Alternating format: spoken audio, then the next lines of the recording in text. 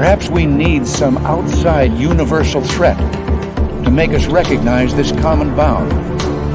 I occasionally think how quickly our differences worldwide would vanish if we were facing an alien threat from outside this world.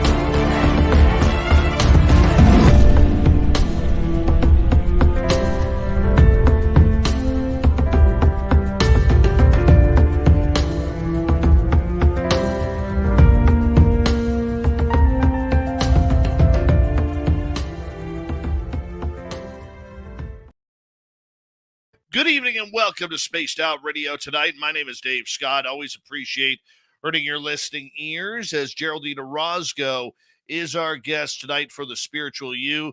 We're going to get our Zen, our Chi, and our aliens on tonight. And I'm so glad all of you are with us tonight. Thank you for joining us as we say hello to Race Fan in the gold medal position. Laura Lobbs taking over the silver. Raymond L. with a nice bronze medal tonight. Holy cow, look who's back. Black Dragon. Black Dragon is back. How you doing, buddy? It's been a while. Our fellow Marine, how are you? Good to see you back, man. All right, let's continue on. It's Roy Boy at Raven Creek. How you doing? Raven Creek will be signing autographs after the show. Line up to the left of the studio, if you don't mind, to the left of the studio.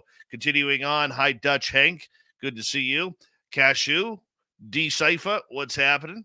Stephanie Kenny Blankenship and the lovely and talented Kira. Good to see you. Donna Lair, pardon me. Sweet Robbie G from the Social Dig. How you doing, buddy? Good to see you. Hi, Paramarv and Justin Hemmingson. And there's Dogface Simon from Australia, Area 51. Nice to have you back. Sandra Kincaid. Doug Shelby is here.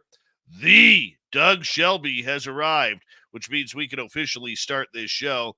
Tim Mothman and his goatee are here, two separate entities, and Richard Elmore. Good to have you here, my man. Scrolling on down, we got Mark Sanchez. We have, who else here? Let's just scroll down a little bit further.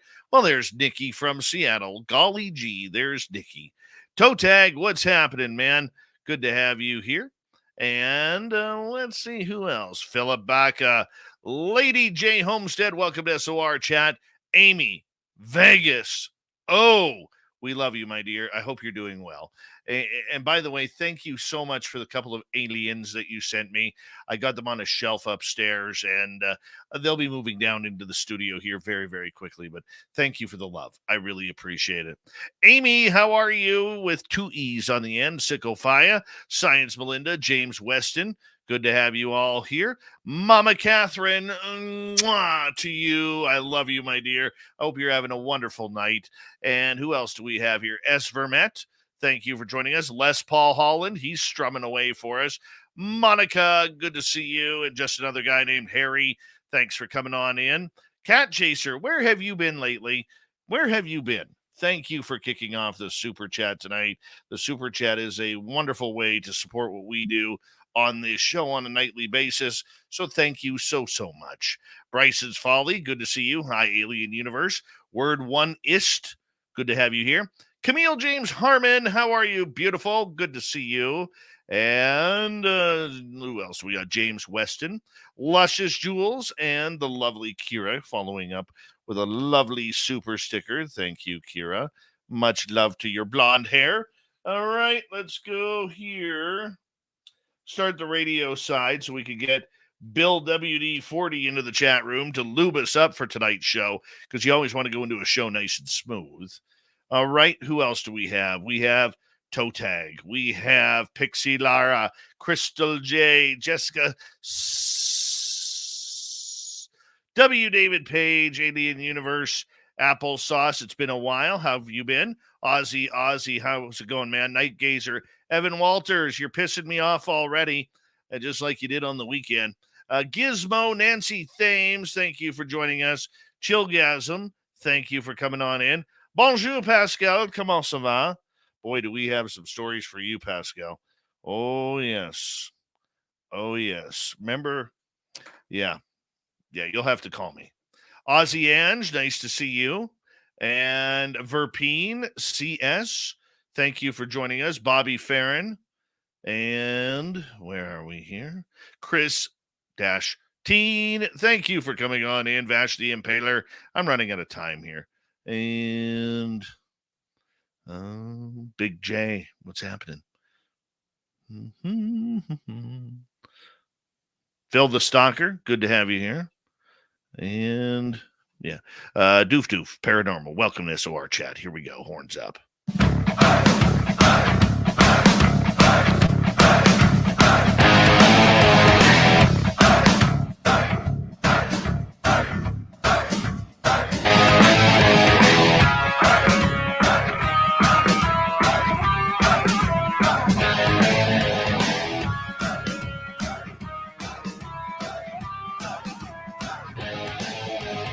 From the mountains of central British Columbia to you listening around the world, this, my friends, is Spaced Out Radio. I am your host, Dave Scott, sitting in the captain's chair of SOR headquarters. We welcome you to tonight's show on our terrestrial affiliates around North America, digitally on Odyssey Radio, TalkStream Live, and KPNL. All of our archives are free. Join us at youtube.com/Spaced Out Radio. Do old Davey the favor, hit that subscribe button. You can follow us on Twitter at Spaced Out Radio, Instagram at Spaced Out Radio Show, and on TikTok at Spaced Out Radio. Our website, spacedoutradio.com. We have a plethora of features for you. Rock out to Bumblefoot, read the news wire, check out our swag as well. Tonight's show is brought to you by Chive Charities. Help make the world 10% happier by visiting Chive Charities today. You can find them on our website. We got Geraldine Orozco tonight on a great show for the spiritual you.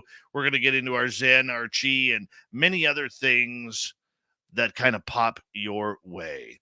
Then, in hour number 3, Steve Stockton brings us an exciting spooky story from Honduras. And then Robin McCrae will be with us in order to bring us the Cryptid report. We're just waiting on Geraldine Orozco. She is having some computer issues right now, but I know she's getting ready to log in. But I want to just say, I want to start off the show by this.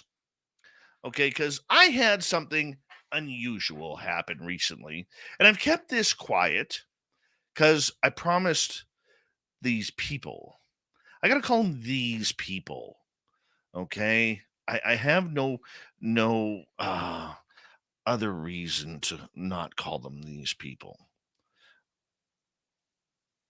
I got a phone call from someone.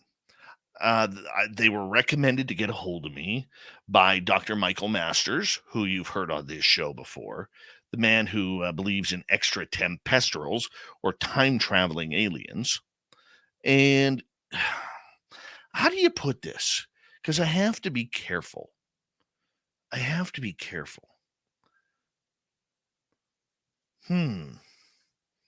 probably shouldn't even bring it up, but to hell with it. You're my audience. It's not like you're going to tell anybody. Okay? What would you do? There's a big question mark here.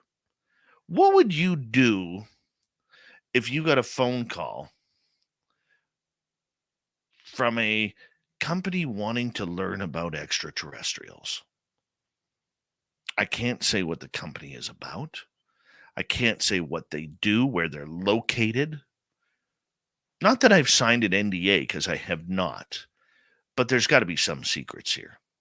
What would you do if somebody asked you, a company came up and asked you,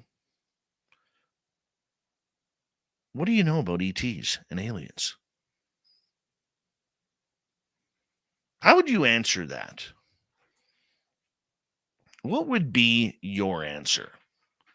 Because in this field of study, I've learned many, many things over the years. And one of those things is be careful who you trust.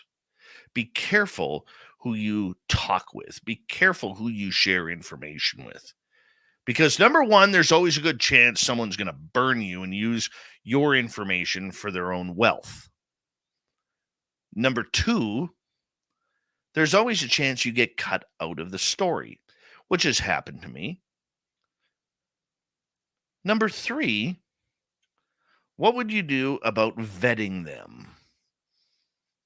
Making sure that they are legit, making sure that they aren't some psyop who's trying to gain control of your mind, body, and soul in the tinfoil hat way that we love to call the woo. What if you got a call from the woo desk? Let's say for those of us, or for those of you in the United States, all of a sudden, this hidden X-Files type woo desk gave you a call and said, we need your information. What would you do?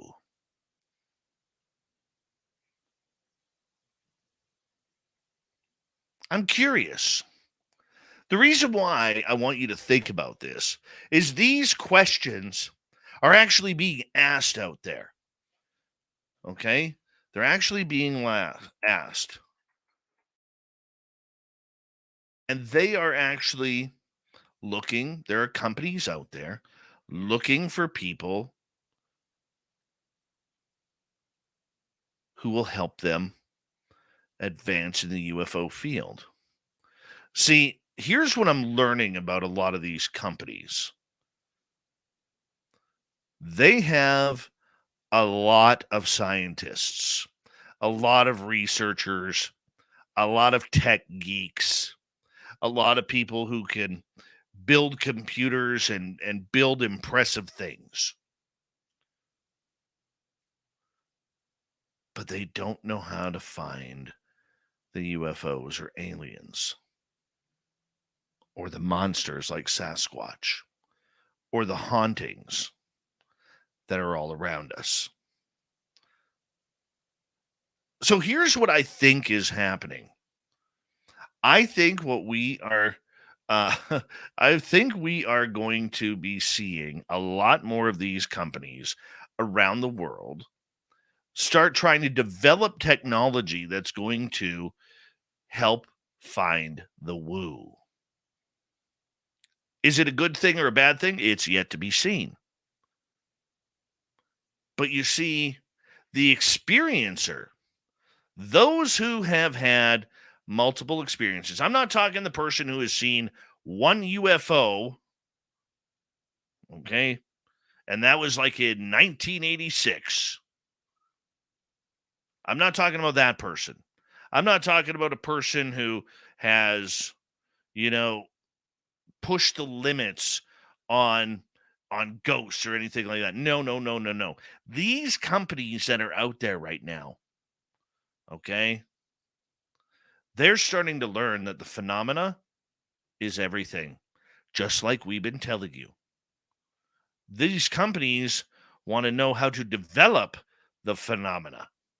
These companies want to know, as we'll get to Geraldine Orozco in just a quick second here, these companies want to know how to find it and how to be first to develop it.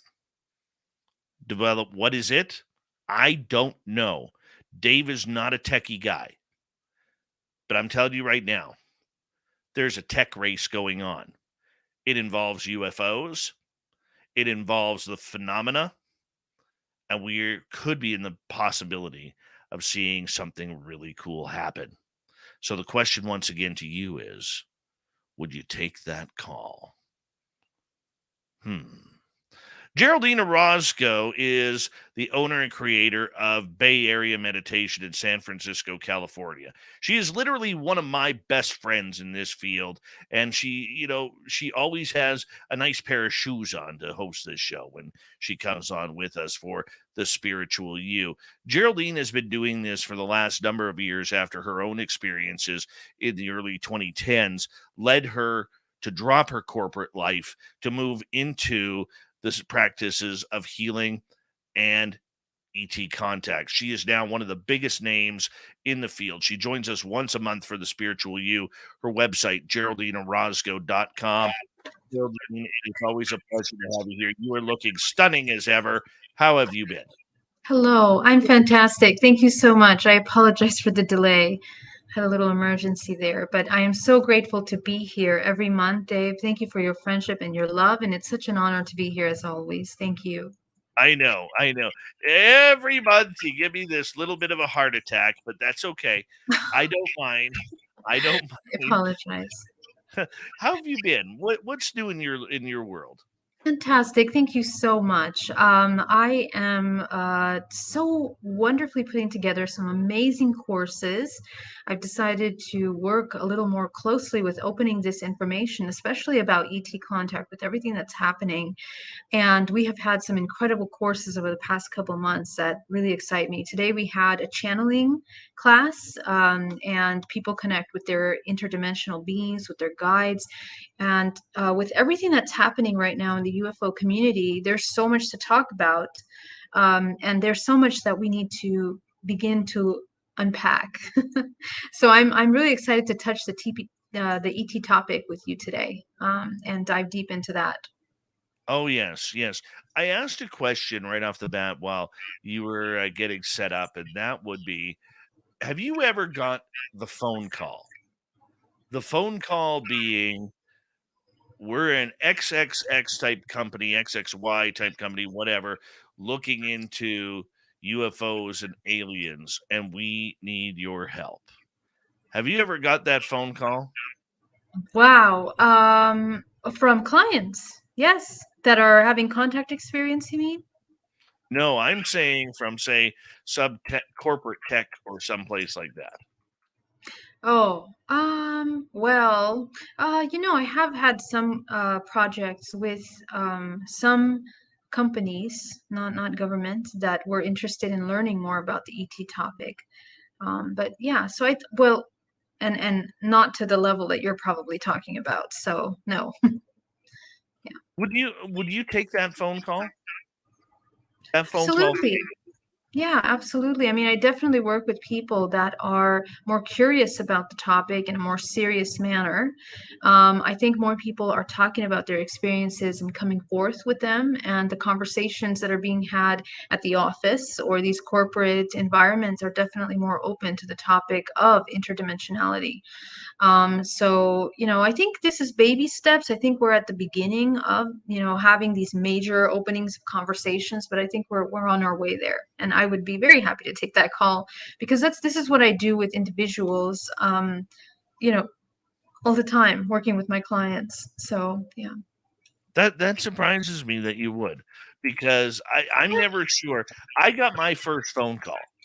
Okay, Oh, uh-huh. I got my first phone call. I can't say what it's about or anything. I got to keep some of that quiet. Okay, because I number one, I've been asked, and number two, I haven't signed any NDAs, so I can kind of talk about it.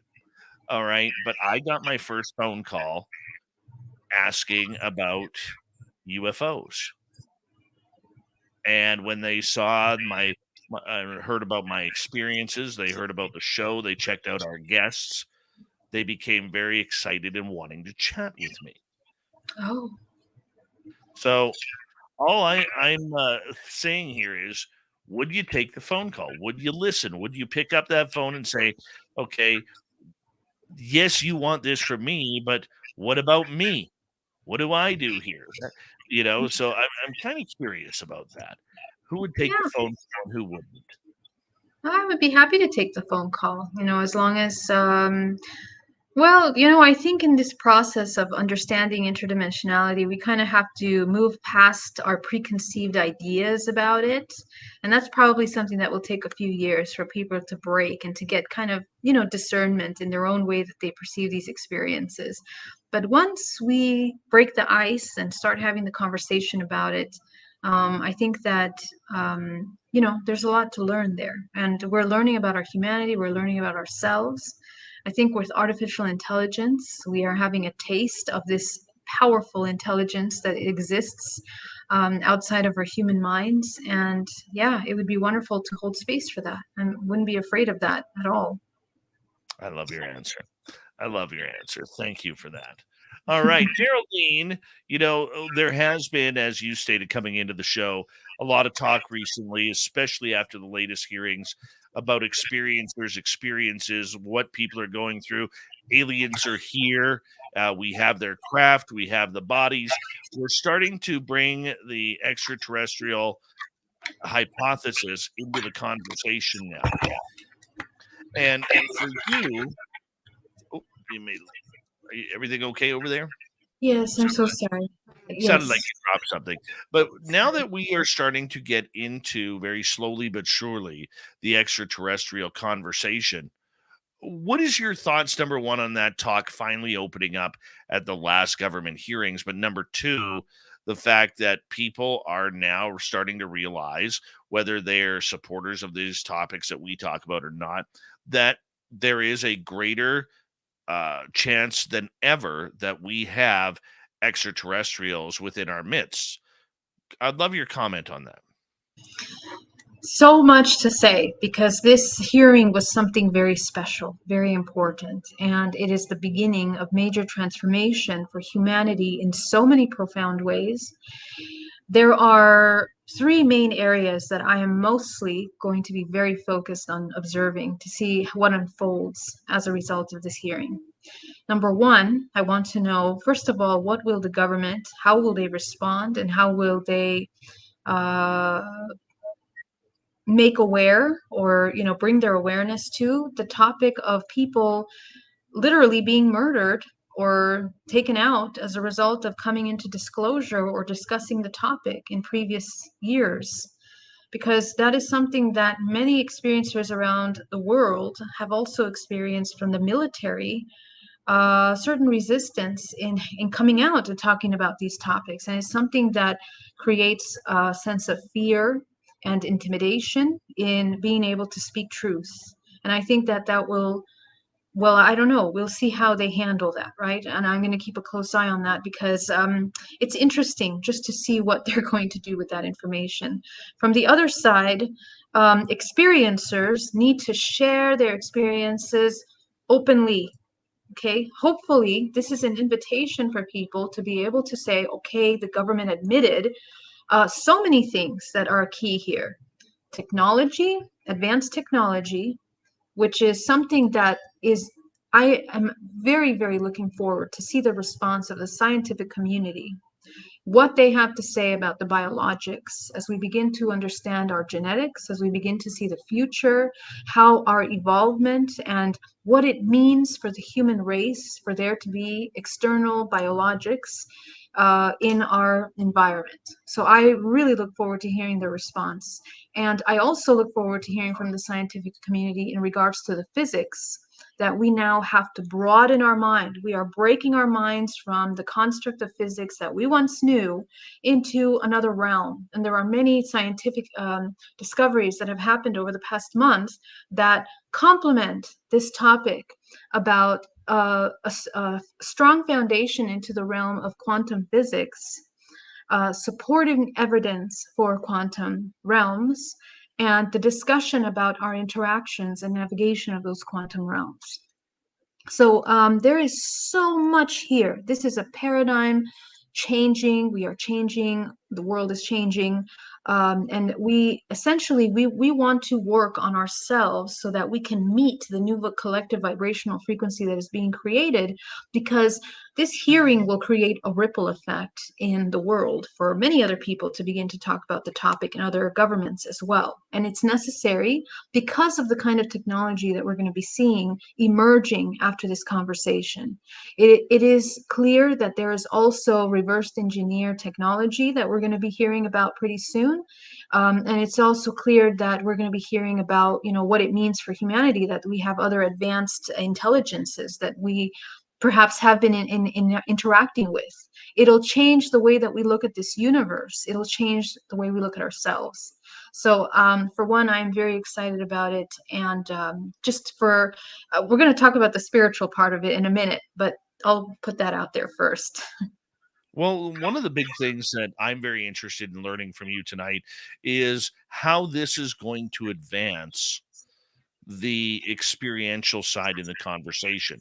The one Yes. thing that I noticed from a lot of these politicians over this last hearing was their minds were open to the Mhm. idea that not only are ETs here, not only do we have the bodies, but certain people have been hurt by these craft.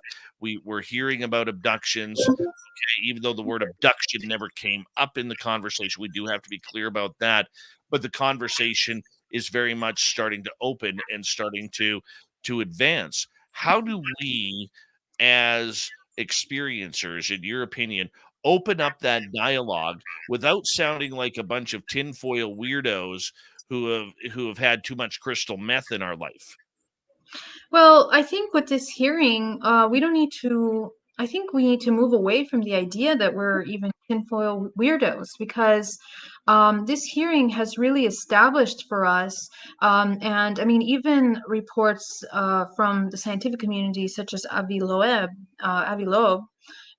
also supporting the evidence and the fact that we need to do research into the realm of biologics and contact. I mean, in general. Uh, and I think that the next step, as we discover more about the quantum field, we will understand the interconnectedness of this phenomena that isn't something just external. We are listening to those people that have been suppressed from seeing lights in the sky through history, that have literally been murdered for speaking out about seeing things in the army or in the government. We have those by the thousands in our communities, people that are seeing things all the time. So I think that hopefully this conversation will open space for us to be able to respect one another in what we are experiencing, and sharing first lights in the sky, which is the entryway, and to be able to have the deeper conversation about first who's navigating that, and then the nature of contact. How does someone even hold space to be able to connect with these incredibly advanced technologies that are breaking our understanding of physics? And so from there, we begin to go deeper into the complexities of that, right? Because now we're talking about a phenomena that's not really just 100% solid state physical. We're looking at something interdimensional. And this conversation, I can't wait for the interdimensional topic, which we already heard. Actually, the concept of interdimensionality was mentioned at the hearings. That is the segue into the conversation of our contact experiences, which we have many shows that have interviewed, many contactees, that let's say Discovery Channel shows, that interviewing many contactees that speak clearly, supporting in some form, providing some kind of first person experience about the contact phenomena, that it is interdimensional, that we are experiencing that kind of technology. Some people are seeing downloads of the technology. They're learning how to navigate. They learn how to move the craft. So my hope, um, and this will be controversial, because I think what will happen is that there probably will be a division in the UFO community, probably. But the thing is that the contactees are taken care of, that we unite in the UFO community, I think is going to be very important at this time, because the unity of this UFO community will create a network in which we create a safe space so that our contactees are protected and the information that comes out is valued, because everyone's experience is going to be a puzzle piece as we are learning, I think. Geraldine Orozco and the Spiritual You continues on Spaced Out Radio. And when we return, the experience, bringing it forward, and her thoughts on the government admitting or hearing that people have been hurt or killed because of UFOs on Spaced Out Radio next.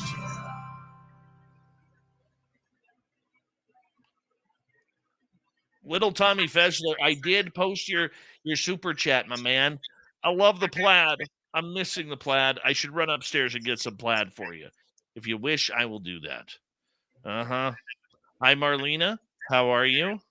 And T-Bone, thank you. A great Canadian super chat right there. Thank you. And Dry Toast, the best name on YouTube. Thank you for that wonderful super chat. And yeah, you guys came out fast and furious here. And thank you, lovely Kira, for your second super chat of the night. Oh, love you, Kira. So generous. Kira is awesome. She is awesome. Mhm. Yes. She's like that voice in the back of your head who gives you one of these every now and again, you know? That's good. Kira is Yeah. amazing. I got to meet her in Las Vegas. What a gift I it know. was to meet her. Yeah. Kira is my this. Oh, good. I love her. Love her. Damien K, how you doing?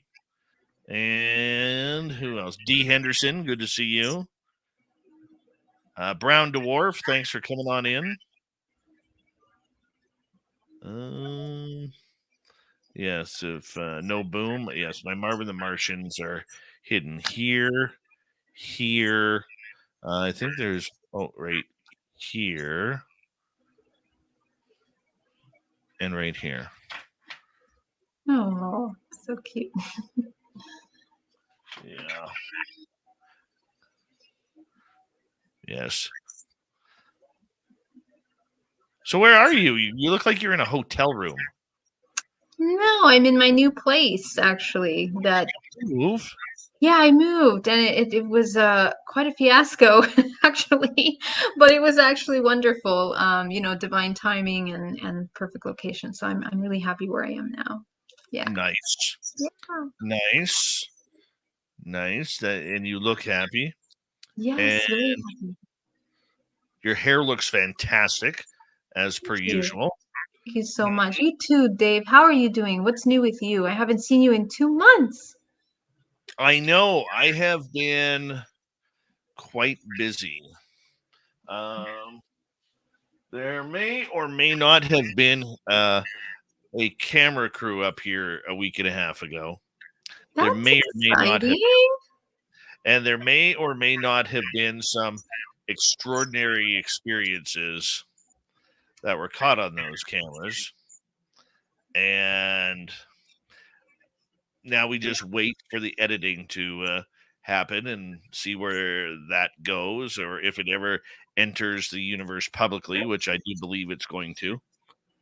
How wonderful. I cannot wait. I may or may not be excited. Yeah, I would totally be excited. That's awesome. Maybe there will be more opportunities for this kind of stuff. Well, you never know. You Yeah. never know. And so we're just going to wait and see what happens. And kind of go from there, because I think there could be something really good happening. We just so you know, we have started planning our 2024 get together. It'll be nice and closer to you in Reno. Oh, that's cool. I don't think I've ever been. Maybe once to Reno. Maybe I've been there once. That's cool. So, Yeah. so we're going to be announcing the specific dates very soon, and we'd love it if you could attend. We're changing the entire aspect of it this year, so you're going to get more time on the radio, more time with me, more time afterwards, and there's not going to be as much loose running around as there was last year or the year before. Once again, Wonderful. Kira doing one of these when it comes to Reno, Ah, and so we're going to test that out. We're going to have the date set very soon, and once we get the dates, we'd love to get them to you, and hopefully you can join us once again for some fun. I would love to. Let's see where this year goes. I would love to be there. So, in your new place, how big do you have your extra room still for the shoes? Oh yes, absolutely. How many shoes do I have again, Dave? I think it was 300 pair there last time. Oh, Last time right. you took That's right. pictures and showed me. I've never been to your house, but anyways, I didn't take a picture. There's no picture of 300 shoes. You're making that up. yes, I am. There's no... Yes, I am. Hold on one second, my dear. Thank you, Cat Chaser, Kira ×2, Pascal, Doof Doof, Deb ×2, Derek ×2, Thomas, Ozzy Ange, T2E, T-Bone, Dry Toast. And here we go with the second half hour.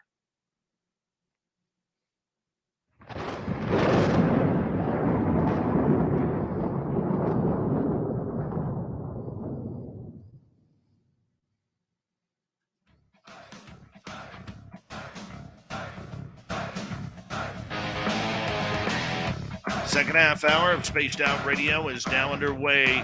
Good to have you with us. My name is Dave Scott. Always appreciate earning your listening ears wherever you are on this beautiful planet we call Earth. And we want to remind you that if you miss portions of this show or others, check out our free archives by going to youtube.com/Spaced Out Radio. Do old Davey the favor, hit that subscribe button. Our website is spacedoutradio.com. We have a plethora of features for you. Rock out to Bumblefoot, read the Newswire, check out our swag as well. Follow us on Twitter at Spaced Out Radio, Instagram at Spaced Out Radio Show, and on TikTok at Spaced Out Radio. We continue on with Geraldine Orozco and the Spiritual You. Usually we're talking our Zen, our Chi, our love, and our light. But right now we're talking about how the game is changing when it comes to ET contact, courtesy of the U.S. government and their latest hearings. Geraldine's website is GeraldineOrozco.com, so make sure you check that on out. Geraldine, thank you so much for joining us once again. I got you on mute for some reason. Oh, you're on mute. You're on mute. That's me. It's such a pleasure to be here. Thank you so much, Dave. Absolutely. We love it here. I want to get your reaction because I think it's real important. I'm going to get you to turn your speaker down just a little bit, if you don't mind. Your reaction you heard from the hearing about the fact that people have been hurt and or murdered, killed, lost their lives, whatever way you want to put it, due to the cover-up of this subject. When you heard that, were you like me, where it was like not only a shock that they actually said it, but a relief that finally a giant topic regarding UFOs was finally on the table publicly? Absolutely. It was shocking to me, but as with many things, there were also some indiscrepancies with some of the things that he was also sharing, just based on our understanding of previous disclosures that have been put out previously, which I don't really want to get into myself here because I'm not an expert on the topic of disclosure with what has been said specifically. But in regards to the fact that we are now talking about deaths that occurred, what will the government do about it? That is the question. Will there be, and what is the purpose behind this level of disclosure? And one of the things that I'm always wondering about when government does things like this is always being aware of what are the potential plays that could be created that could implement further control over this information or the narrative. And that's something that I want to keep a very close eye, because anytime that you start talking about murders, anytime you start talking about information that has been suppressed and things like that, oftentimes they're going to create some new rules about how information should be shared, by whom, and who should agree for the information to be released. And that's one concern that I have. On the other hand of it, the level of other government officials that have been suppressing this information previously, that are now changing the narrative into, oh yes, that's true, all of that was true actually, just kidding. What about that? Because there's a lot of government officials that actually talked about in the public eye about disclosure, and they never mentioned that, or they never wanted to acknowledge that that was something that was occurring. And the amount of suffering that that caused, many families privately, and but more importantly in the UFO community, the level of fear that that causes in controlling the narrative for people not to speak out, is something that is part of the social engineering and psyops. In a sense, it's a psychological operation in order to suppress information. So my hope with this disclosure is that, as I mentioned before, the UFO community unites in such a way that we can organize ourselves to help vet and protect those that discuss and disclose information moving forward. And I'm hoping that we don't only leave that in the hands of the government, but participate in making sure that we all collectively hold space for one another to speak truth safely moving forward. Because I will mention that even in the UFO community, there is division. There has been division in some of these ways. So we need to take a look at that, keep that in mind. All right, moving on. Considering that this was a very, very large move forward for the UFO community and experiencers, we have all had experiences one way or another if we're heavily involved within this community. And I think, getting into the idea of this subject is not just about little alien grays taking us and onto their craft and maybe making us disappear for a few hours. There's the good where they're teaching us things, they're downloading us. There's the bad where maybe they're operating on us, or they're taking us out of our bedrooms without our consent. There's the ugly where they are doing experimentation or something on us that we don't agree to, whether it's everything from poking needles into our eyes, or anal probing, or something nightmarish that we wouldn't wish on our worst enemy. This is going to become a major part of the topic, for people who may not understand how or why this is going on. How do we start that discussion? Yes, so education, sharing of information is very important right now. And we have to be mindful that the way that we share the information, we ourselves as the sharers do not participate in any kind of fear mongering that is unnecessary.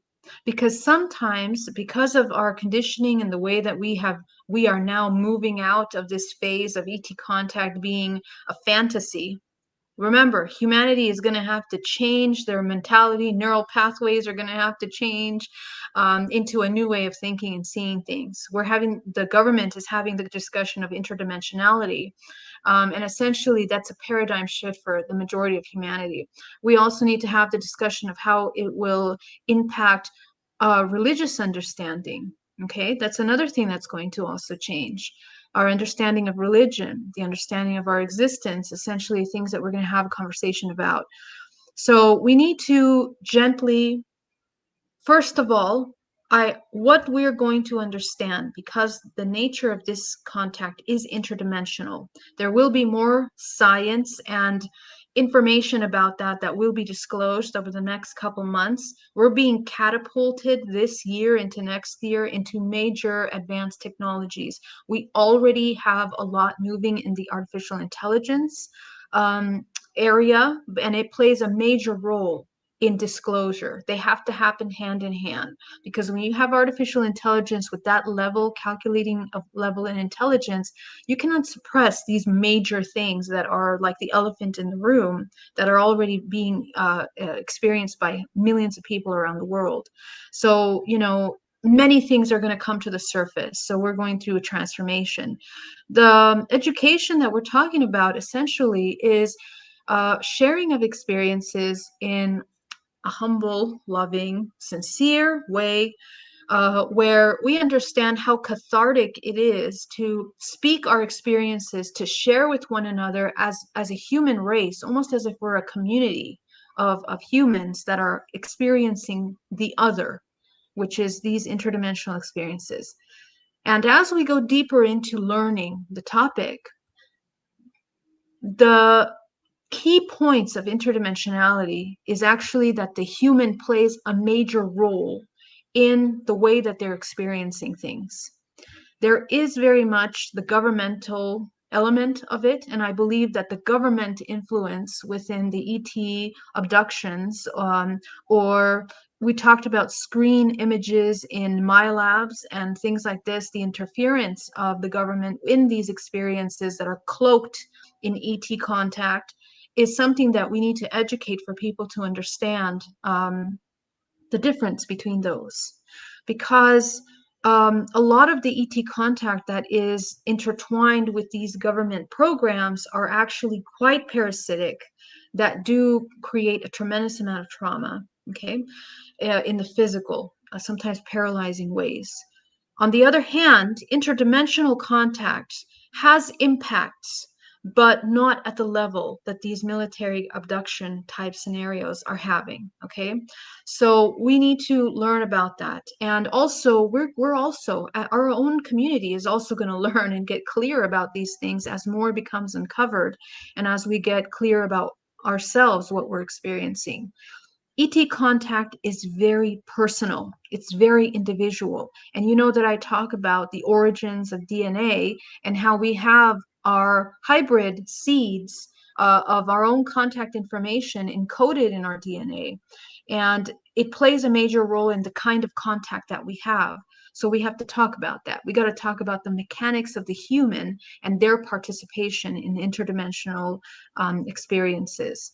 So again, there's a lot to talk, and we are nascent in the beginning of these conversations. My hope and my participation in this is to provide as much education as possible from the most neutral place possible, with as much evidence as possible to support. And hopefully create a space that we can share this. And I hope many others in the community also. And I've been seeing it. People are not afraid to talk about things that they didn't want to touch before, and then, yeah. So anyway, there's a lot to talk about. We'll see. There is a ton of things to talk about. The fact is, more and more every day right now, Yeah. we're getting people involved in this. Whether it's just because they've picked up on the UFO story through the media, okay, and watching on places like Twitter, X, or TikTok, okay, and this has also brought out a number of people who've had experiences now, who have been silent before, but now feel more comfortable in coming out saying that I have seen UFOs, I have had missing time, I have been taken. Okay, how do we direct them to the proper ways? Because with so many people now flooding into the community, this is where a lot of people can get lost, or the wrong message, or end up with in groups that maybe are not very friendly towards experiencers or proper answers for those experiencers. Yeah, so as you know, you cannot have the conversation of ET contact without merging it with spirituality. And this is one of the things that I exist to talk about. Like, my entire life purpose has shifted to talk about interdimensionality and consciousness, because there is a link between spirituality and ET that cannot be severed. And so one of the things that I hope to see more of in this community is that we stop trying to push away the spiritual aspect of ET contact, because within that is actually the mechanisms of what drives the kind of contact that people are having, in addition to the tools and as an instrument, being able to discern who we're going to be sharing with and how. When people are interested in fame and just sensationalism, you're always going to go down the wrong path. And it's very easy to fall in groups that are going to capitalize on that, to use that and abuse that. So we have to be very discerning in that we focus first on the spiritual aspect of this ET contact in order to understand our own selves, our contact. So my invitation is, as you are in the process of beginning to share, ask the necessary questions to answer your own questions about that, and seek the groups that are answering those difficult questions, rather than sensationalizing the topic. I think that's the difference. When we focus on healing, integration, and wholeness, we're going to get away from those more parasitic groups that are interested in more self-serving and parasitic exchanges of information. Are we going to see a lot more hidden government type of social media groups trying to get that information? Do you see that coming to Well, fruition? to be honest, I think that's already been happening over the years through certain organizations that currently exist. And I just think that we need to be understanding that the ET topic is a thing of humanity. It's a general thing. This topic isn't owned by any one organization. And we have to be very clear that just the way we are learning to be sovereign and taking back our power from parasitic governments and situations and social engineering situations that make us believe that we are helpless, we have to also handle this topic in the same way. Essentially, grassroots groups and groups that are, holding space for neutral understanding of the topic. Because anytime that you sway right or left on the topic, like aliens are all bad or aliens are all good, you're just going into areas of deception that will confuse and distract you from understanding your own truth. And remember, the key here is that we understand our own truth first. It's a very simple thing first. So my hope is that we learn by having these conversations that, okay, we need to check in and discern what is true, try to stay neutral as much as possible. In order, that's the best way to access truth, is that you stay neutral, and observe both sides until something is completely in resonance with you. So yeah. Okay, so the idea that we, are have to be wary and we have to lead and coach the new people coming into this field on where to get proper information, you know, I think that's great, and I see it exploding in conferences and telecoms and podcasts and YouTube channels and radio shows all across the gamut, because we are going to see more people who are jumping on board with wanting to learn more. What is the message that we need to teach them? Okay, if they're coming out and saying, "Hey, I've seen a UFO, or I've seen a couple UFOs, or I think I've been taken," what is the message we need to teach them? Yeah. Number one thing message that I have is not to be afraid. That's the number one thing, because in this phenomena of tremendous levels of unknown, it is very easy to get lost in ideas that you are completely helpless. And even though, remember, we remember everything that we experience is going through our human filter.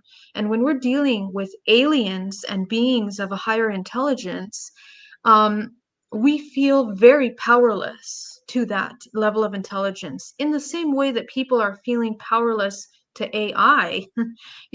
We are feeling like, wow, that where do I fall in this? So this is something that I highly invite people to focus on, working on any fear that you might be having.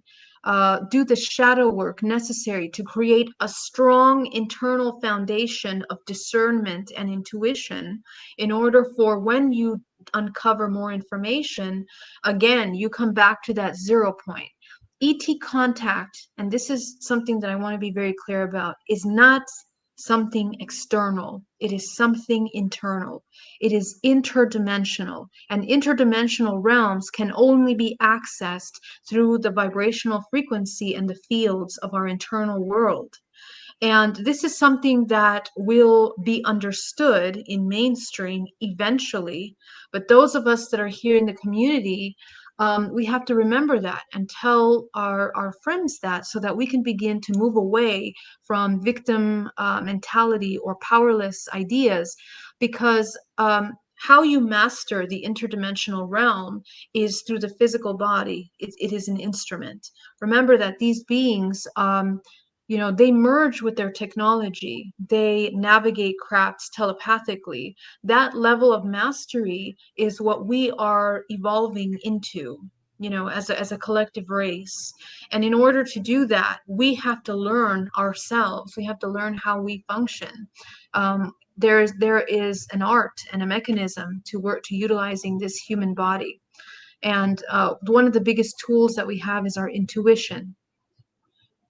We must use discernment with everything that we're doing and interacting. That will move us away from fear and into a place of neutrality from which unconditional love emerges. And I know that in the UFO community, we don't want to talk about love sometimes, but love is one of the most important frequencies and states, geometric expression that we can come into, that changes the kind of experience and the filter of how you see these experiences. So this is something that I would invite to those who are entering into the field, that are, discovering their contact and sharing more about it.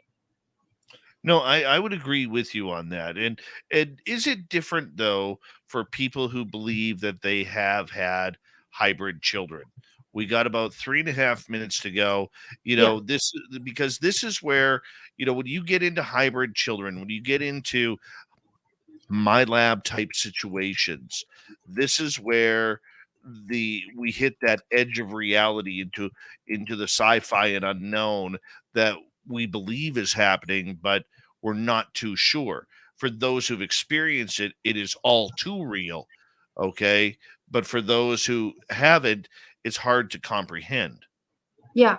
But one thing that I really hope in the UFO community that we unite in pushing is uh, how much power we have in shifting our experiences.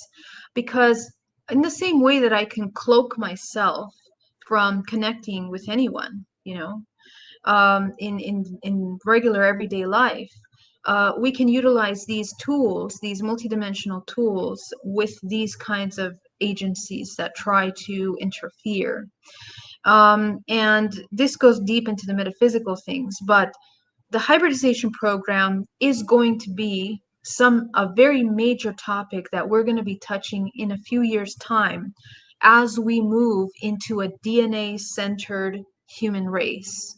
Our technology, the way information is passed, is all going to be processed from the model of DNA and genetic storage of information. And this is where we're going to begin to understand our hybrid roots.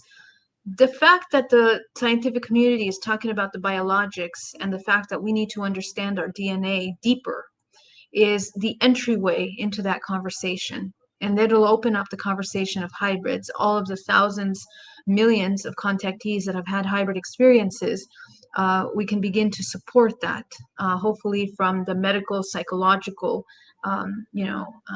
place, in order to have these deeper conversations. It's a very strong, powerful topic, but it will change the way we see our own race, our own selves, I think. I believe that too. And the idea that this is happening, it's happened to you. I believe it's happened to me. Okay. And many others who have been on this show. I mean, I don't feel emotional trauma like many people do. Yeah, Okay. I don't know if it's because I don't have that much experience or whatever with it. But when I want to go deep into this when we get back from the break here at the top of the hour. But this is traumatic. This is This is heartbreaking for a lot of people. Would you consider yourself to be heartbroken too, About? being a hybrid mother? No, no. And I will explain in depth why. Okay, because there's something very important about being a hybrid mother. Um, and I actually believe that all humans have participated in the hybridization program. I believe that you and I are product of another hybrid mother that has seeded interdimensional lineages, alien DNA, into our own DNA, which is where we evolved from. Um, DNA is a portal into other universes. Well, We'll let's talk leave it about right that. there. Let's leave it right there. When we come back, we're going to get into alien children, hybrid motherhood, hybrid fatherhood. Yes, it's happening to both sexes. We will get into it on Spaced Out Radio. GeraldineOrozco.com is Geraldine's website. Make sure you check it on out. Spaced Out Radio's Hour 2 is next. Beautiful start to the show. Beautiful. Awesome. I'm gonna grab my dinner. Be right back. Okay, I'm going to take a quick break. We got 5 minutes. Be right back, audience. Be right back. I'm going to walk, not run. I'm going to walk away this way.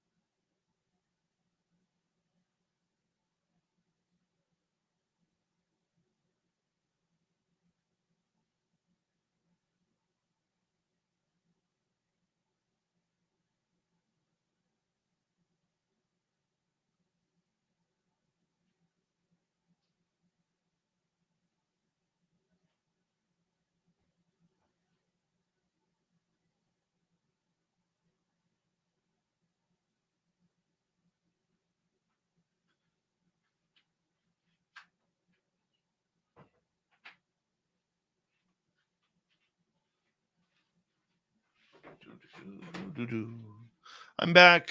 Susie B, how are you?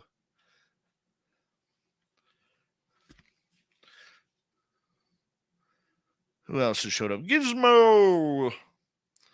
And let's rock and roll here, people. We're having a hell of a good show. Oh, hey, Clam. Jaden, how are you?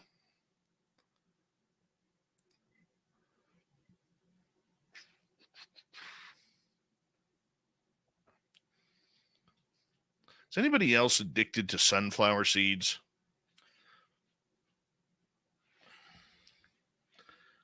I'm addicted to these cracked pepper ones. A few hours later, they give me heartburn.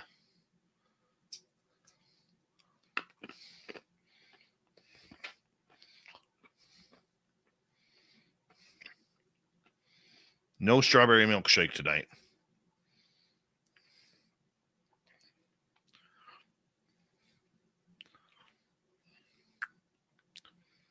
Dill pickles are good. This season are good. Oh, I hate it when you accidentally get tin foil in your mouth. Oh, that's a horrible feeling. I have a horrible addiction to ice cream sandwiches, Matt Geek. Horrible addiction. Thank you and merci beaucoup to Pascal ×2, Kira ×2, Dry Toast, T2E, and T-Bone, Derek ×2, Deb ×2, Ozzy Ange, Thomas Fessler, Cat Chaser, and Doof Doof for the amazing super chats. It's a wonderful way to support what we do on this show. Hi, Ian McFadden. Good morning to you, my Commonwealth brother, Christine Pickle Juice. I don't know. Here we go. You're listening to Spaced Out Radio with Dave Scott. Follow Dave on Twitter at Spaced Out Radio and on Facebook, Spaced Out Radio Show. Hour number 2 of Spaced Out Radio is now underway. Thank you so much for joining us. My name is Dave Scott. Very much appreciate earning your listening ears wherever you are on this beautiful planet we call Earth. Hello to everyone listening in on our terrestrial affiliates around North America, digitally on Odyssey Radio, TalkStream Live, and KPNL. All of our archives are free.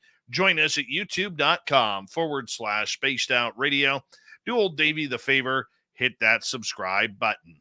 The Desert Clam has set the password for tonight in the SOR Space Travelers Club. Canticoy. Canticoy is your password. Use it wisely, space travelers, as the Clam sets the password each and every night right here on Spaced Out Radio. Our website, spacedoutradio.com, we have a plethora of features for you. Rock out to Bumblefoot. Read the news wire. Check out our swag as well. Follow us on Twitter at Spaced Out Radio, Instagram, Spaced Out Radio Show, and on TikTok at Spaced Out Radio.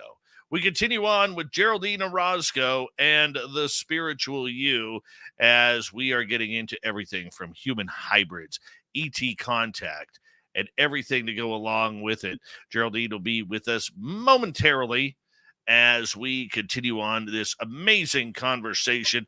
Thank you for joining us. Her website, GeraldineOrozco.com. Geraldine, welcome back. Hello. Thank you. Excellent to have you here. Excellent to have you here. Right before the break, we were talking about the importance of learning about human hybrids, the way, the emotions that people go through and how it breaks down for so many out there, whether it's emotional, whether it's not, and you wanted to get deep into this.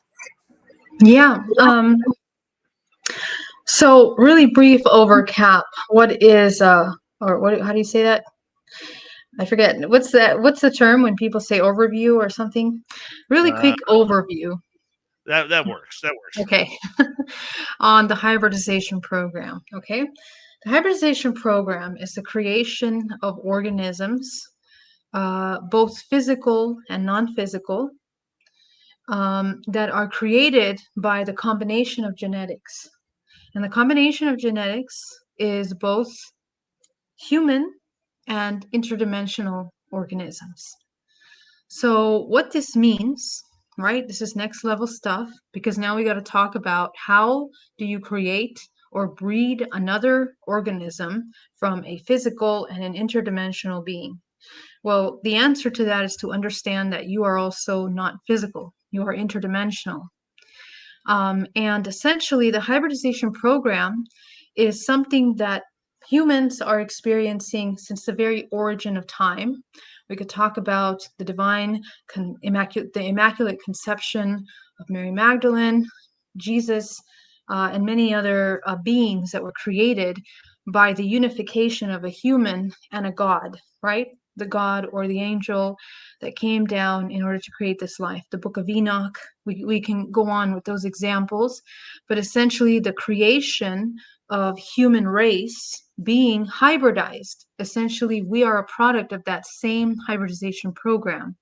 So what humans around the world are experiencing is they're experiencing in their dream state, because again, these experiences mostly happen interdimensionally. And however, people remember them in dream state, and people also are having conscious experiences in waking state, where they are either taken out of this dimension or they have an experience that is overlapping in their everyday life experience. And essentially, these experiences include intercourse, sexual dreams with other organisms inside craft environments, inside medical-like environments, where they are made to unite with another organism in order to create a human, another being, another organism. And the way that these hybridization programs are created and selecting essentially who they're going to connect with is a pretty interesting and complex discussion about our own origins. Okay, because what we discover by interviewing hundreds of contactees is that these hybrid programs are passed down through the generations. So mother had that, grandma had it, so on and so forth, father had it. Okay, and the memory and where this information is encoded is being passed down through the mitochondria in the same way that ancestral trauma is passed down genetically in family lineages. How do we know that? Because when we begin to interview, the families that are participating in these hybrid programs, they are all having contact, and they don't know that they're having contact until they start talking about it, and then realize that those kinds of experiences are actually part of the phenomena. So this is part of the education that we're all learning about. But essentially, the hybridization program, some women feel that they become pregnant, and usually the pregnancy in the interdimensional programs doesn't last longer than 3 months, in which they feel that they have a miscarriage, where mostly the fetus will not be present. It'll just be a miscarriage. And we're talking about people that have positive pregnancy tests, or very obvious pregnancy symptoms in their body. And women understand that because it's, very, it's a big change hormonally in many different ways for the human biology for women. And in the men, they are having a lot of experiences of having this intercourse. And sometimes these experiences can be very traumatic because it interferes with their perception of intercourse or sex sometimes. Sometimes it creates trauma in that way. So the idea is that biological data is being taken in order to create these organisms on board crafts. And people have claimed to have these kind of experiences being in a medical environment on a metal slab where something is being removed out of their uterus, or even the collection of DNA is occurring to males. So this is a very it's a very well-rounded and supported experiences by at this point millions of contactees around the world that have come forth with some kind of medical-like interaction with interdimensionals. Okay, so essentially the hybridization program does not stop in the interdimensional creation, because some of these experiences, as was stated in the film Extraordinary the Seeding, which I was a part of, there was a lady there named April Malloy, who actually had interdimensional activity and gave birth to a child, which she could not have children. Like, she absolutely could not have children. And then from one day to the next had this event, this interaction, contact, experiencing being inseminated by being, and then becoming pregnant as a result of that, and giving birth to the child in the physical realm. And now this child, is grown up. It's a normal child, kind of, in that the child is very special. They have activated intuitions and things like this. So essentially, this is a really big deal, because now we're talking about mixed DNA. And this is my excitement with trying to see what the scientific community is willing to disclose about the biologics that were discovered, and how they are going to, I don't know if they're going to release sequencing information about their DNA, but my belief is that we will discover that we are cousins genetically in the information.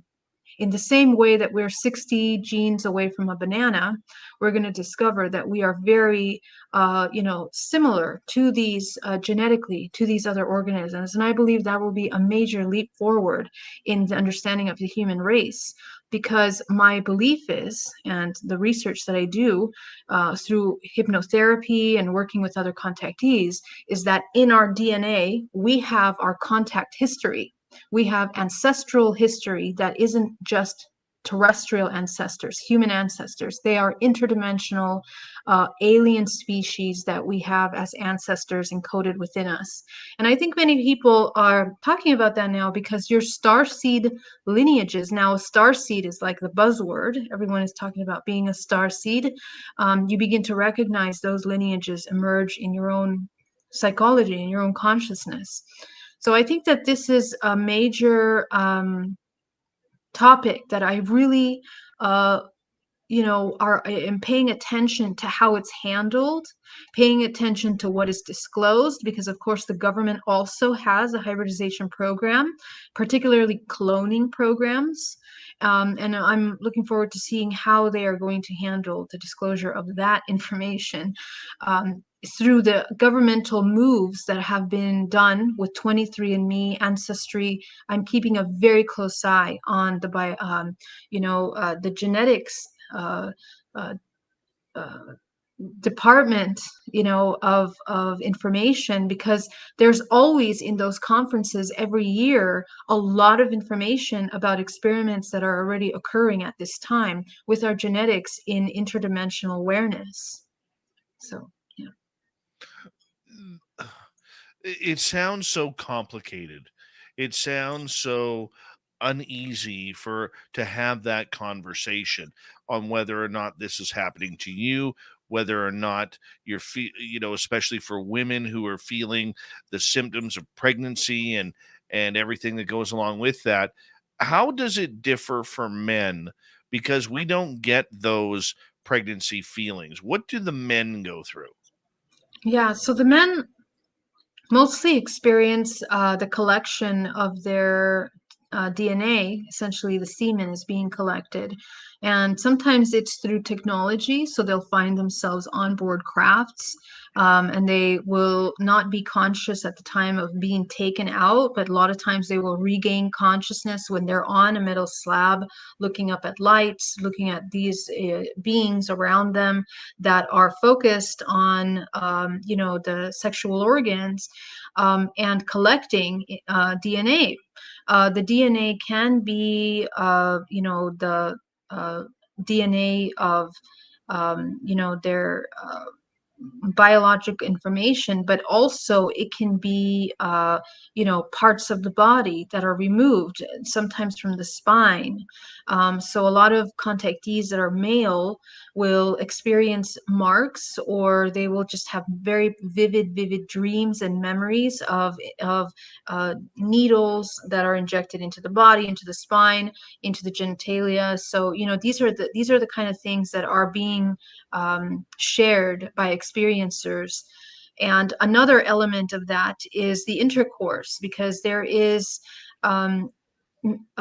orchestrated sexual encounters with specific species, and sometimes technology is utilized to screen these alien beings to appeal to the human in a way where they can have intercourse. And the connection between these two organisms is sometimes created, and sometimes it's something that is really deeply within the human. The human will recognize the person they're interacting with on board a craft. It'll be someone that they've had a dream with.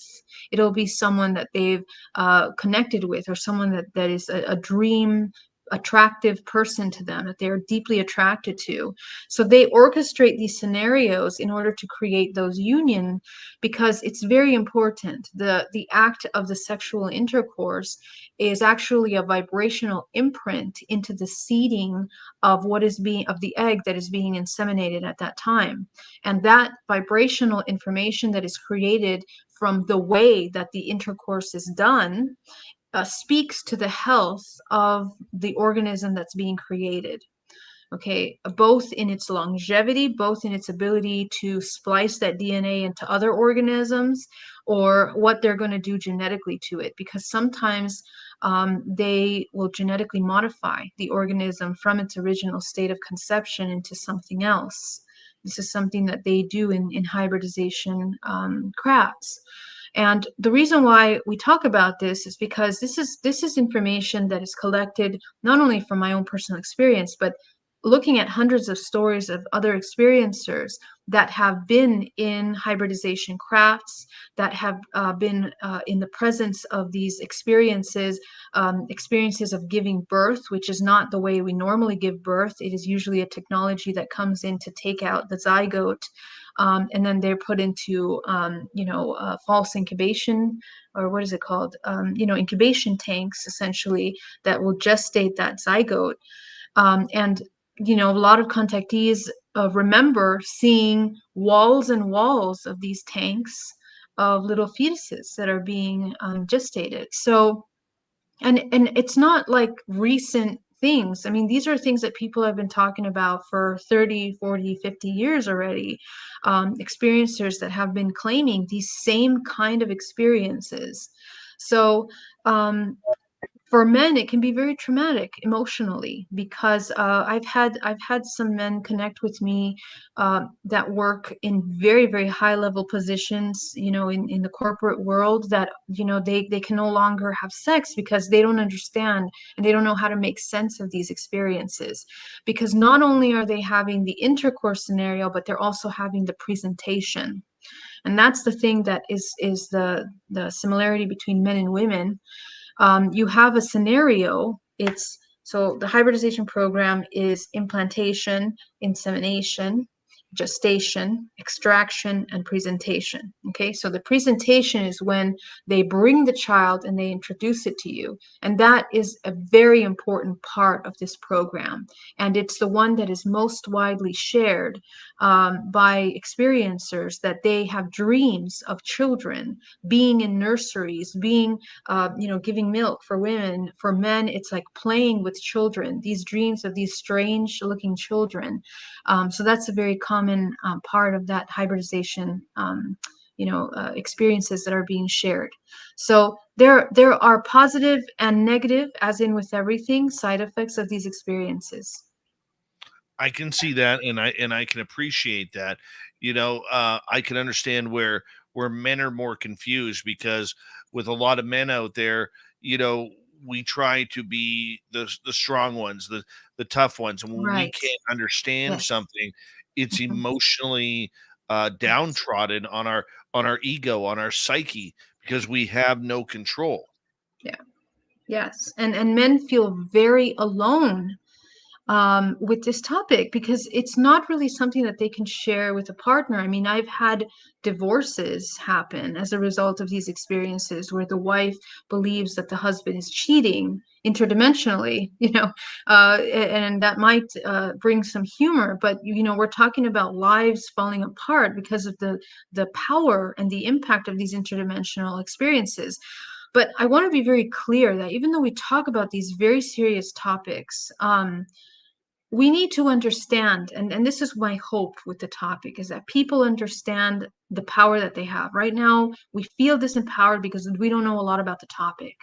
But when you learn about it, you understand that you can navigate these experiences, that you understand your participation in creating them. And this is something that is part of the maturing of the human race right now. We are learning that we're interdimensional, what that means, the laws of those realms, and how to navigate them. That's where our humanity is moving forward into now. The DNA and the sperm and the eggs that they are they taking it for their own benefit or for scientific study? Yeah, that's an excellent question. And the answer to that question, I cannot claim to know because it is such a profoundly complex layers. And there are so many councils that oversee these hybrid programs. There are thousands of programs with millions of species that have invested interest. Primarily, there are 13 main groups of species that are mostly interacting in the hybrid program with Earth. But essentially, what I have seen from the most neutral perspective is that it is the preservation of this organism called the planet Earth, in which requires the reproduction of souls as they are anchored into these, hybridized creations. Um, and there are two sides to that. There are programs that are dark, that are created in order to invert the evolutionary process of the human race, and there are also programs that create hybrids that pull forward the human race. And they do so by creating highly advanced hybrids that are then being born, like you and I, and many of the people that are being born right now. They're highly intuitive. They're deeply advanced and connected to their interdimensionality. They can channel information. They understand physics that are incredibly advanced. Mary Rodwell talks about those children, how they have incredible information, and she's been talking about that for years. So this is not something that's new. But essentially, it is the preservation, because as these human seeds are created interdimensionally, eventually some of those are brought into the incarnation cycle and reunited with some of their terrestrial ancestral lineages, right? So like you and I. And when we eventually have children, we recognize these star seeds that we have previously created. And remember that time is not linear. We are talking about a spherical model of time in which things are existing simultaneously, which adds another layer of complexity. But we need to understand that because it helps us understand some of the fine-tuned parts of the hybridization program. Wow. Wow, we got 90 seconds to go here before we have to go to break. At the bottom of the hour, Geraldine Orozco is our guest. The children who we get to see, or the experiencers get to see, do they recognize their biological parents? Yes, this is one of the most emotionally impactful for most experiencers, because that the exchange that occurs between the two is interesting. Sometimes the parent will be like, that's not mine. I don't remember having that child, of course, because it's something that did not happen in your conscious waking state. But there is an incredible recognition, because when you see the children, a lot of recognize yourself in the child, and people will say it's just like the way they move their eye, the way they move their face, and vibrationally, just the way we have stories of twins reuniting and meeting each other, and they recognize themselves as family members, as brothers and sisters. That is an emotional connection that cannot be fabricated. And it's in the same way when these people are meeting their hybrids, that they have an instant recognition with the child. The child recognizes the parent, and oftentimes the child will be more aware of what's happening than the experiencer, because the experiencer most of the time doesn't even understand what's happening in that moment. But I do see that the communication is very much telepathic in these cases. So oftentimes the person will begin to recall memories. I'll continue. Geraldine Orozco and the spiritual you. She joins us each and every month for something really cool tonight. It's about ET hybrids. Where are they coming from? Space? The future? We'll find out next with Geraldine on Spaced Out Radio.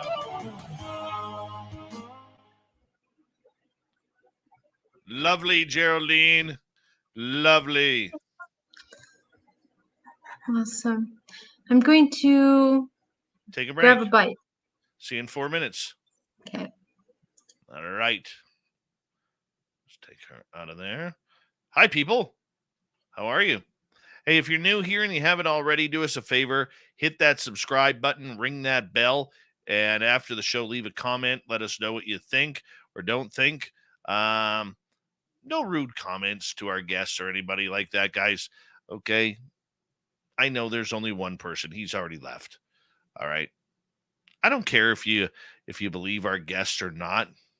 Just sit back and enjoy the woo. If it's not your cup of tea, enjoy the woo. If it is your cup of tea, guess what? Enjoy the woo. That's all. That's all I ask.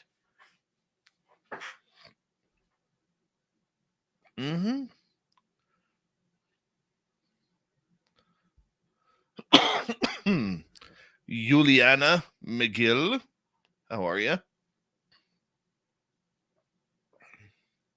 She prefers a soft J.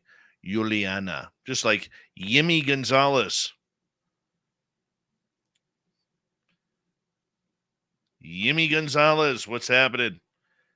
Derek Galloway. That's right. If you don't believe what I say, go poo. That's right.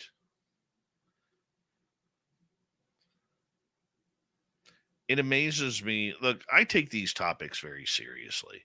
I do. But it amazes me how mad people get on these subjects. Hi, sweet Tony D. How are you? Like, people get mad. It's amazing. As for Bent, what's happening?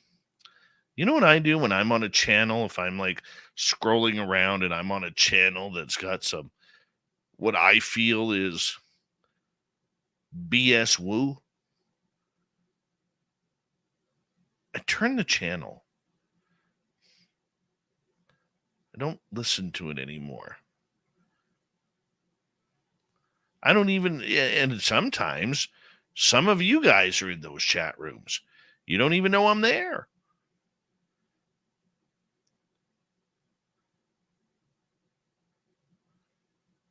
And I'll be just like, wow, you're believing this?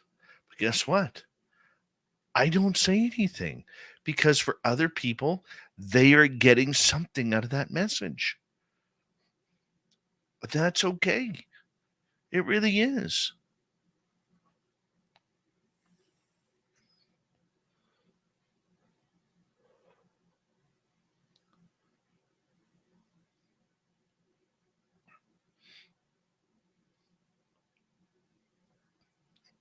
Dave is always lurking. If you ever want to sneak away from Dave, I'll give you the secret. Watch and listen during the day. Dave don't have time to find the woo. Unless it's like Jessica Jones or somebody like that.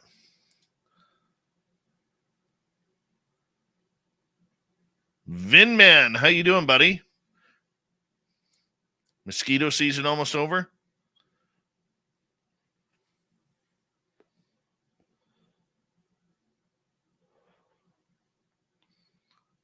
Christine, I always lurk under Spaced Out Radio. It is my only YouTube account. I am taking questions, Sweet Tony. Always take questions. Dave doesn't lurk in the chat room. She's just listening.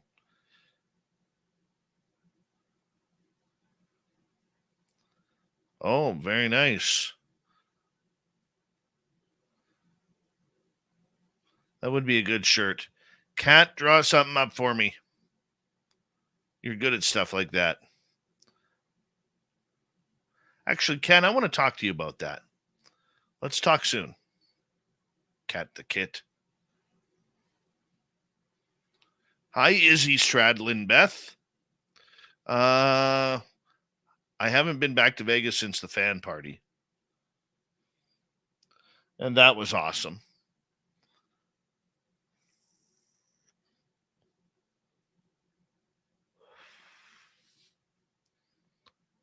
This is my pen. This is my vape. Blueberry flavored. Thank you to all our super chatters tonight. Cat Chaser, Thomas, T-Bone, Dry Toast, Kira ×2, Pascal ×2, Ozzy Ange, Doof Doof, Deb ×2, Derek ×2, T2E, Obi Flet. Thank you all. Here we go.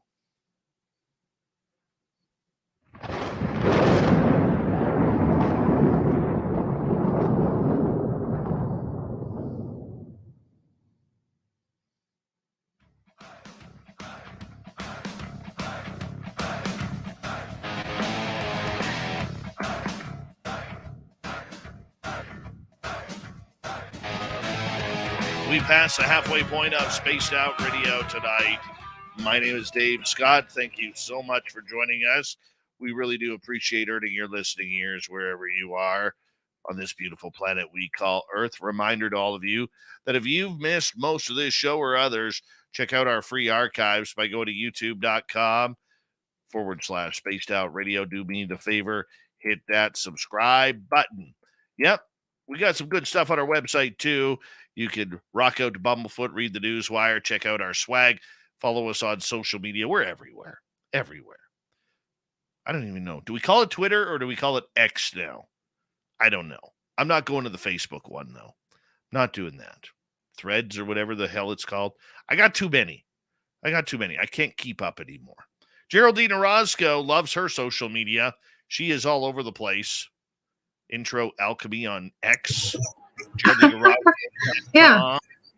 You're everywhere, Geraldine. Everywhere.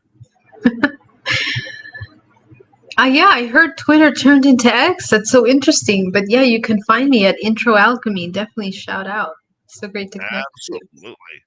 Absolutely. I love it. Love it.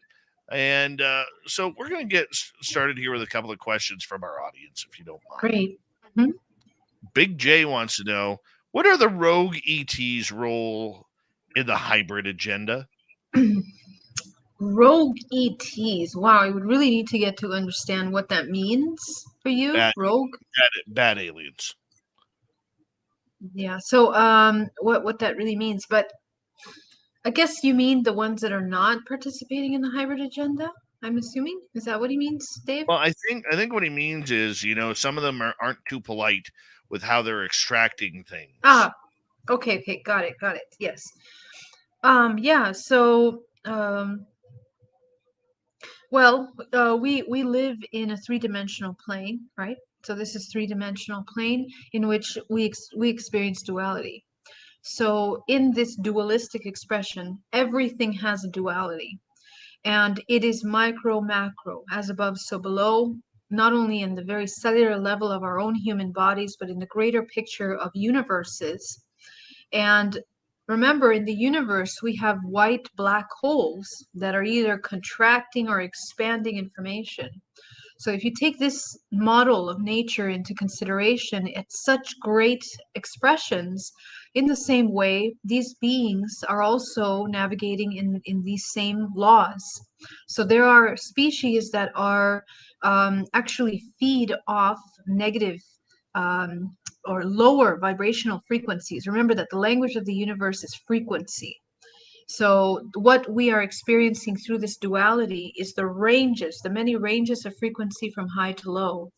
And these low beings are feeding off these lower emotions that are emitted.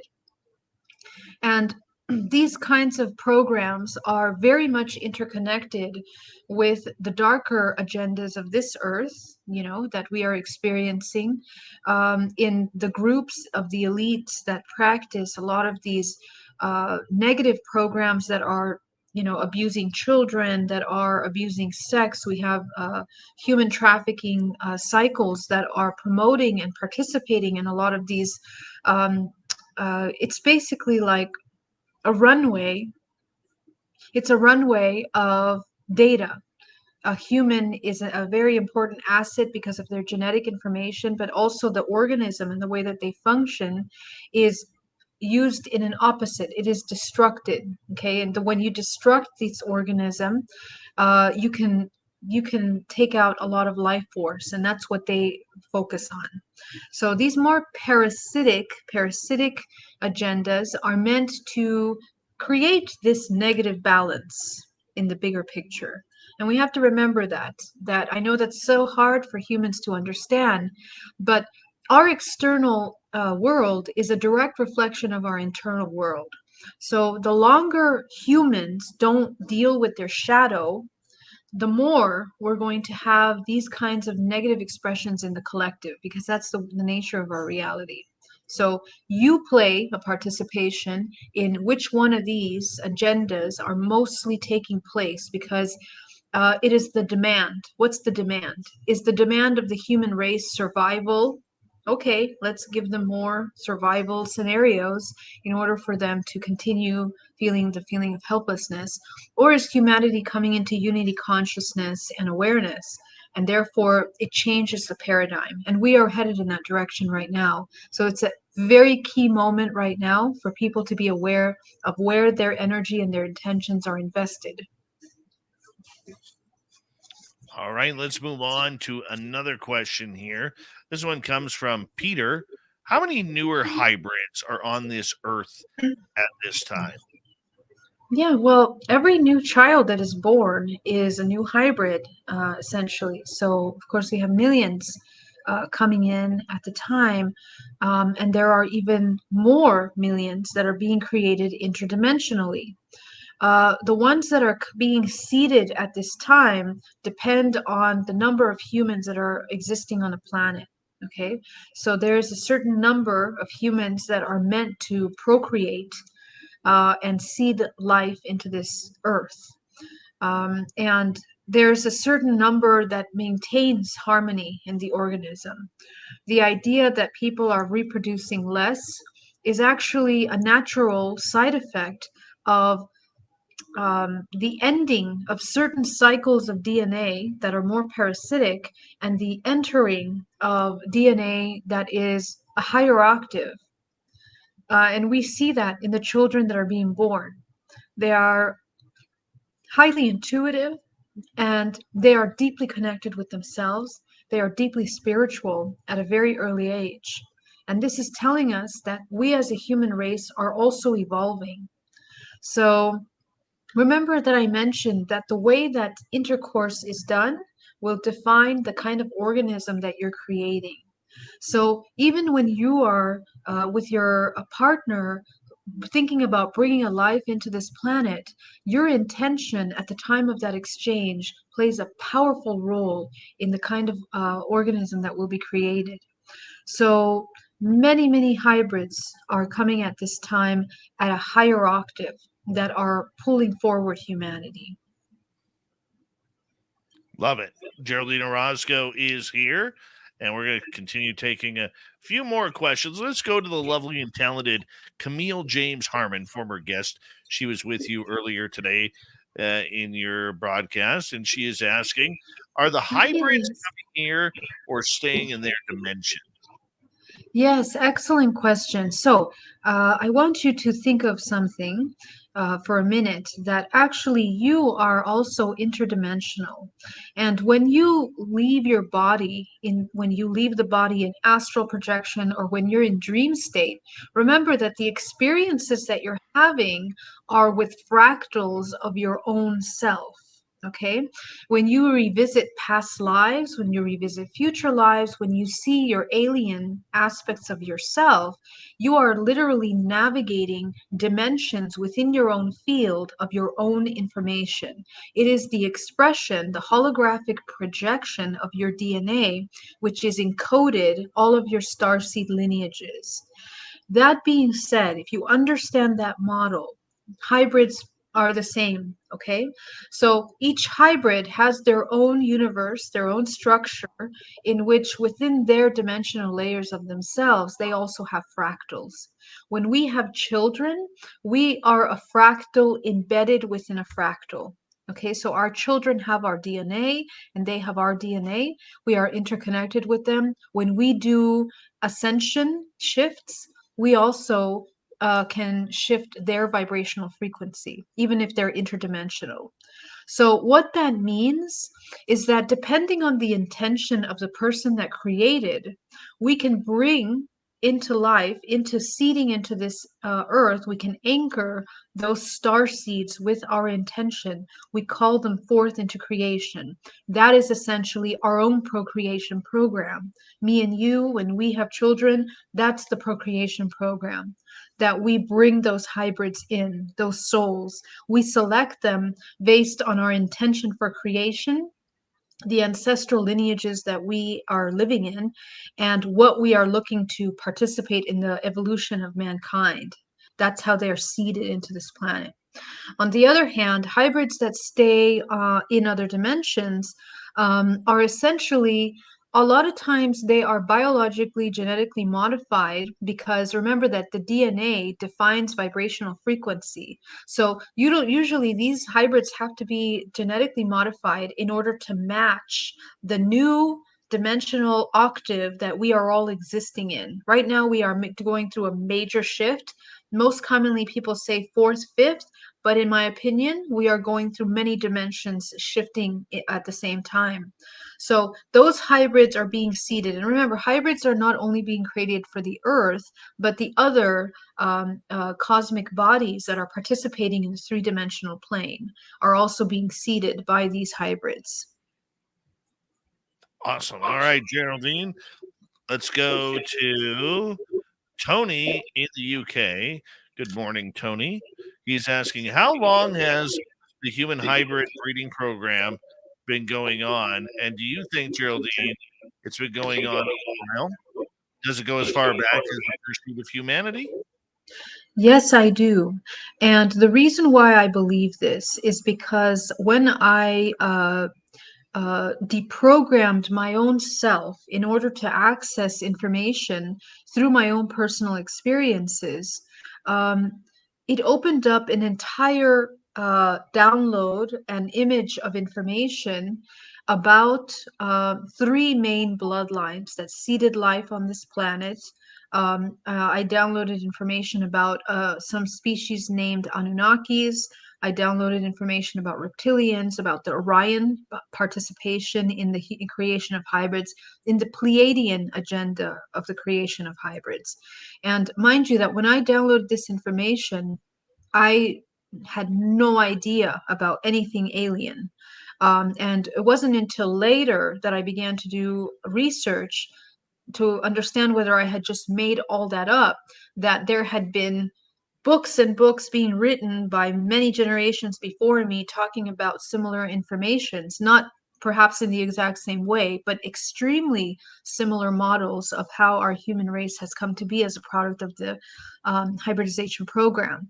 So we see also, when you go deep into that study, we have the pyramids, we have many ancient artifacts in this world that are also depicting and showing us the unification of God-like beings, which show the biology of these same Anunnaki organisms that contactees have seen: elongated skulls, super tall, giant, 8 foot, 9 foot, 12 beings, the wings, the kind of beings that look like angelic beings.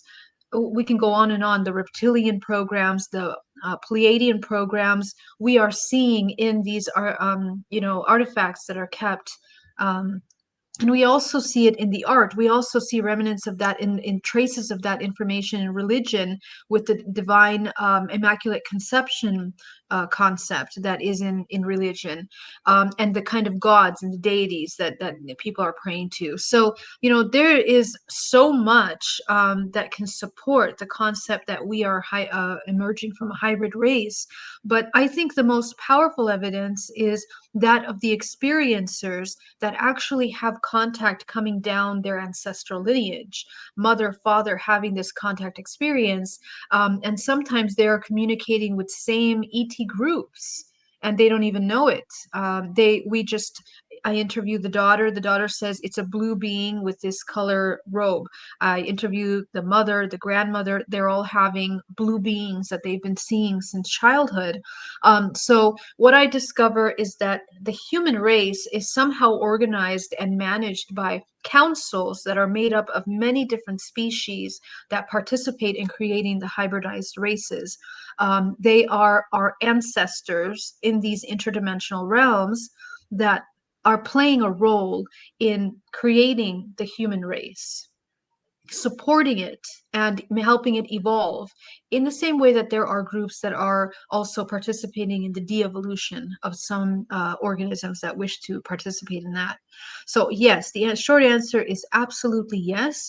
I believe that we are a hybridized race, and I believe that with the conversations about disclosure, this will come to the forefront eventually. Great answer. Great answer. All right, let's go to another one here, as we got about 8 minutes to go. Science Melinda in Australia is asking, is the marked increased spectrum disorder die to the hybrid program? I'm not sure what that means. Okay, excellent question. So basically, is the change in vibrational frequency, I'm assuming you're saying, Science Melinda, gonna kill off the hybridization program? Is that what you're saying? Are you talking about the collective vibrational frequency, the new octave that we're entering into? If that is your question, the answer is no.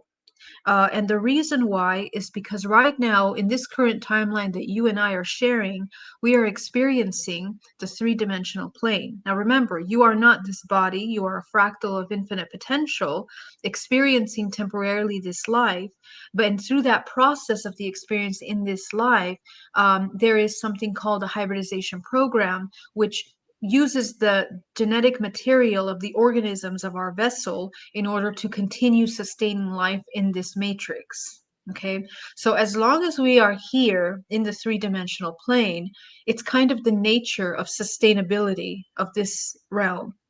When you go to higher dimensions, you will notice that ETs do not even have genitalia. Okay, so the way that they create isn't anymore from the sexual genetic information. It is actually intention. It is telepathic. They create in other ways. Okay, and when you go even higher, it's not about that level of creation. It's just about existence, and we can learn about this in our own understanding of our own creator states. I talk a lot about this. The more separation we are in more duality we are experiencing, there will always be a need for that manifestation of the third. But the higher the dimension you go up, the more we become unified with the all. So, you are the creation, essentially. So it's not so much that we are ending the hybrid program. There essentially isn't anything wrong with the hybridization program. And I understand some people perceive it as people think it's a raping situation against the will. But you have to remember that we think time is linear, and it's not. When we are becoming aware of ourselves in these experiences, we're tapping into fractals of ourselves going through those experiences, and we are going through a rude awakening thinking, oh my God, how did I get here? But that part of you that is experiencing that hybrid experience has led up into that situation. They have participated willingly for that in some manner. Okay, so I know that this sounds a little different, but we need to understand time is simultaneous, and everything that we experience is from our own doing. That is one of the laws of the universe that are irrefutable, because it's the laws of physics, higher physics, that we are now understanding. The law of free will, the law of resonance, the law of creation and manifestation. So that those are some things that we can hopefully rest assured that these experiences, the more we broaden our perspective, they no longer need to be perceived as something that we are helpless in. All Or right, let's victims of. let's move on to another question here. Let's go to Phil. Is there a link with hybrids and Rh negative blood? Yes, there is. But you know, all of our blood types actually give us information about our ET race origins, and they also give us information about our life purpose and where and why we are born in the places we are born. Now, Rh negative, from what I have seen and what I've experienced, um, is is a kind of DNA that allows the person to remember their experiences more than other blood types. Okay, it doesn't mean other blood types don't remember their experience, but for some reason, people with contactees that consciously remember their experience, a lot of them actually are these Rh blood types. Okay, is that a coincidence? Well, not really, because when we take a look at the Rh negative and the emergence of that as a mutation in our history, we don't know the origin of that. And we also find that DNA in very strange locations where a lot of this historical hybridization programs have taken place through history, in the creation of the human race. So I believe that there is that each blood type has a different geometrical structure, a different vibrational frequency that allows this individual to access certain levels of information. Remember that a mother that is Rh negative has to be injected in order to hold, to be able to breed with other blood types. And it's very important that we understand that, because that's speaking to some of the self-preservation of this human body. It itself has an intelligence in order to create and preserve its vibrational frequency at a certain level. Okay, that's not to say we cannot breed with other blood types, but in our own nature, we are seeing there's some kind of selection process that is naturally embedded in our biology. That's not just random. That's something that has evolved from something that we has emerged in our historical mutation process. So this is why I think Rh negative is very interesting. Continuing on here, Derek wants to know, do the alien grays work under the draconian reptilians? Very good question. I get this question a lot. Now, I want you to think of ET species the same way that human species are. Okay, so what does that mean? For example, I'm Bolivian Italian, right? I have an Italian mother and Bolivian fathers, and now I have like this DNA that's a mixture of both of those. Okay, so I'm not one or the other. And alien species are the same way. They are hybridized, okay? Because why we know that to be true is because of the model of this existence, that we are one. When we trace back our DNA, we know our history, where we have originated from. We can trace back to Mesopotamia. You and I, Derek, me and Dave, we have all had relatives in common. Okay, so we know that we come from one evolutionary point biologically. In that same way, these species have also emerged in that way, because all of the organisms in this matrix are experiencing separation of oneness, separation from the source, into fractalization. Species from draconians into the spectrum of species, I invite you to look at alien species like vibrational frequency. Okay, it's not about what they're made of, but what they're made of can contribute to their vibrational frequency. So these draconian reptilians, um, you know, in the evolutionary cycle of these more humanoid, you and I are more humanoid, the grays are in between those. And some of these grays that are more artificial intelligence are utilized as just, kind of like to carry out work, and that work together in crafts of many other species. And why do we know this? Because a lot of experiencers, when they are taken on board craft, they see a mixture of beings. They don't only always see one kind of being, even though that is also true. But a lot of these grays are sometimes found in Pleiadian ships. Okay, sometimes they're found in reptilians, sometimes draconians, sometimes they see them with these Lyran groups. So, it's a mixture. Geraldine Orozco and the Spiritual You.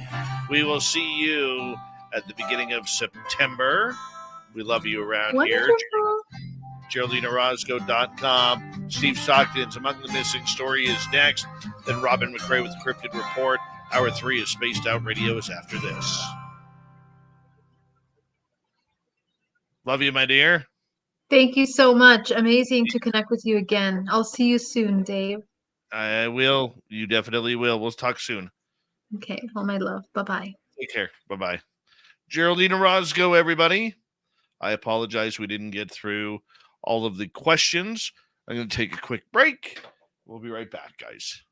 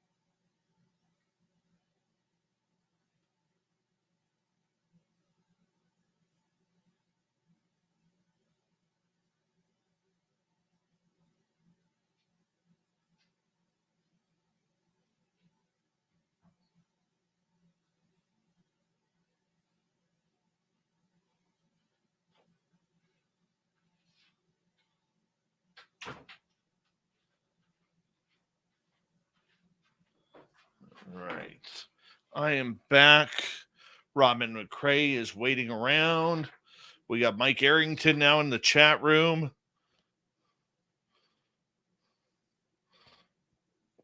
Oob to Joe's Maine. You've got aliens.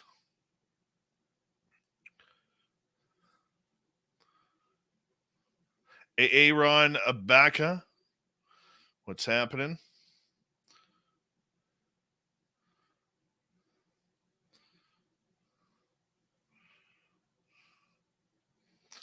Delia Whoopoo, what's happening? How are you? By the way, Susie B, I've loved your travel photographs on Facebook recently. Those are pretty awesome. Not going to lie. Thank you to all our super chatters tonight. And let's run through them. Bobo, Camille, Obi Flat, Pascal ×2, Kira ×2, Dry Toast, T-Bone, T2E, Derek ×2, Aussie Ange, Thomas, Cat Chaser, Bonjour Pascal for 2, and Doof Doof and Debster for 2. Don't forget to hit subscribe, ring that bell, and do some shopping at our Spaced Out Radio website, spacedoutradio.com. Here comes our number 3.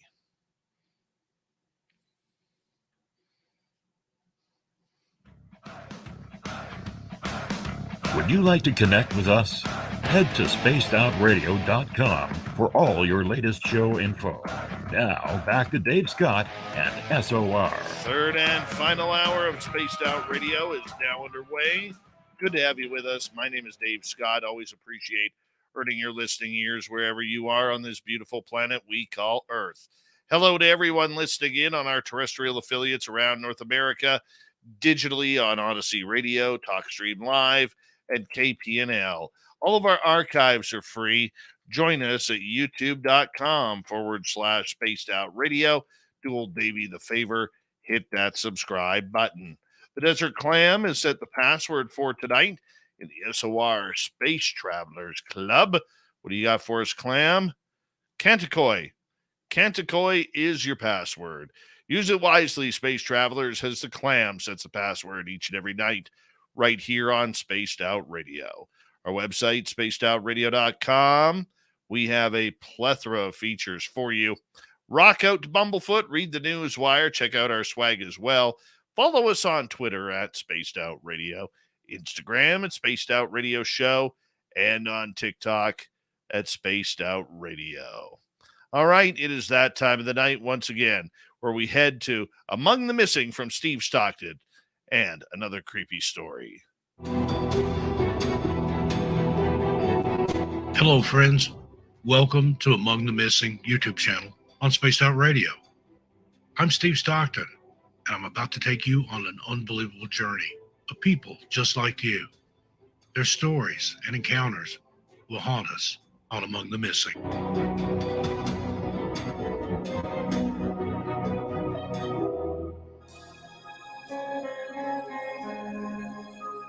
Honduras is home to the second largest coral reef in the world.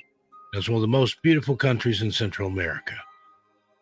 Honduras hosts many rare exotic bird species, one of the oldest clocks in the world, and delicious foods. With a captivating view of the Caribbean Sea and beaches that are the quintessential tropical paradise setting, Honduras is the postcard image of what we picture as a true vacation spot. But even the most beautiful places on Earth have a dark side, and Honduras is no different. In the last few years, kidnapping, human trafficking, unsolved murders, and gang activity have risen to new heights, and the country has a travel advisory that should be checked before booking tickets to visit there. The struggles that Hondurans face are poverty and lack of jobs. Unbelievably, in most rural areas, people live on as little as $1.60 a day. Therefore, tourism is very important to the area.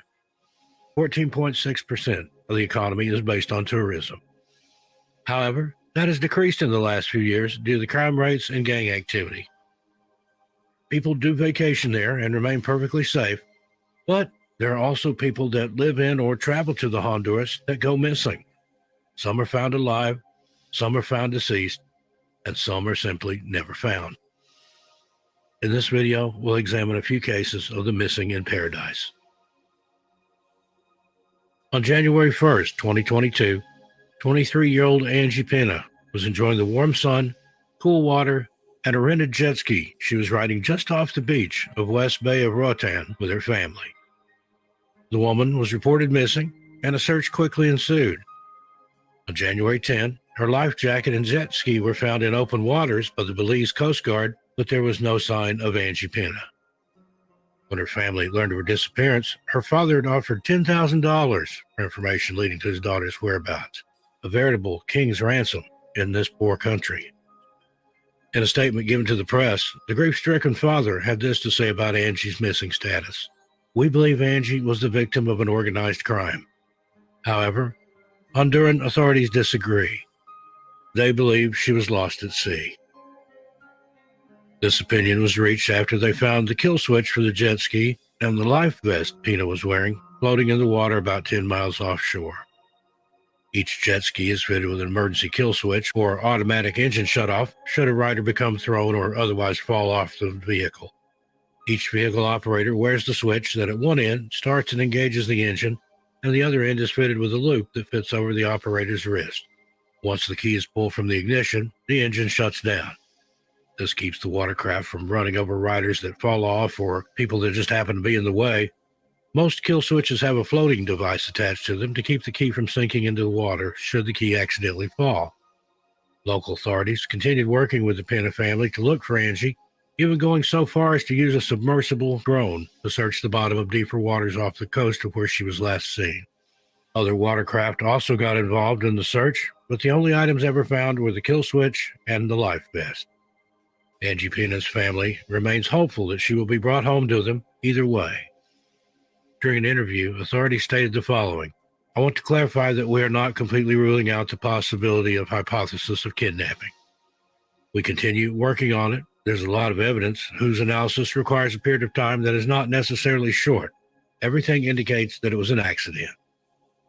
On January 31st, 2022, the Belize Coast Guard set out to open waters to scan the deeper areas near where the kill switch and life vest were located. Authorities said, "Today, we will do an exercise with a specialized submersible device, hoping to find evidence and elements to confirm or discard one of the theories." Pena's father stated in an interview just 8 days after his daughter's disappearance, "Until I run out of instances, I will not rule out that my daughter is alive on land. I want to find my girl, alive or dead." The search was scaled back after the Belize Coast Guard, her family, and local officials found nothing other than the kill switch and the life vest. Her case was labeled an accident at sea. And thank you, Steve Stockton, for another great story. And we encourage all of our listeners to head on over to youtube.com/Among the Missing. Hit subscribe, ring that bell. Steve does a great job at bringing spooky stories each and every night. Well, from the missing to the monsters, filling in for Super Duke on World Bigfoot Radio's Cryptid Report, here comes Robin McCrae.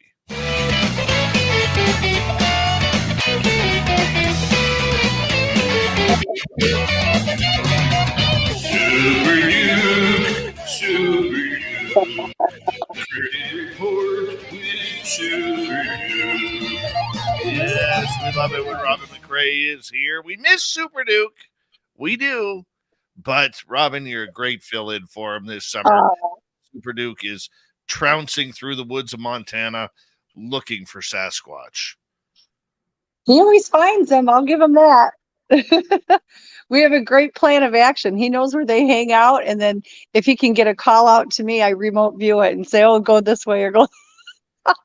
So it works out really good. That is awesome. That is absolutely awesome. So we have a lot of really cool things that are going on right now in the world of cryptids. And I was back at my spot here this past weekend. Oh. And I can tell you, I saw some, we didn't have anything seen that was strange, but there was some weird energy around there. Very weird energy. And, you know, it was uncomfortable at times.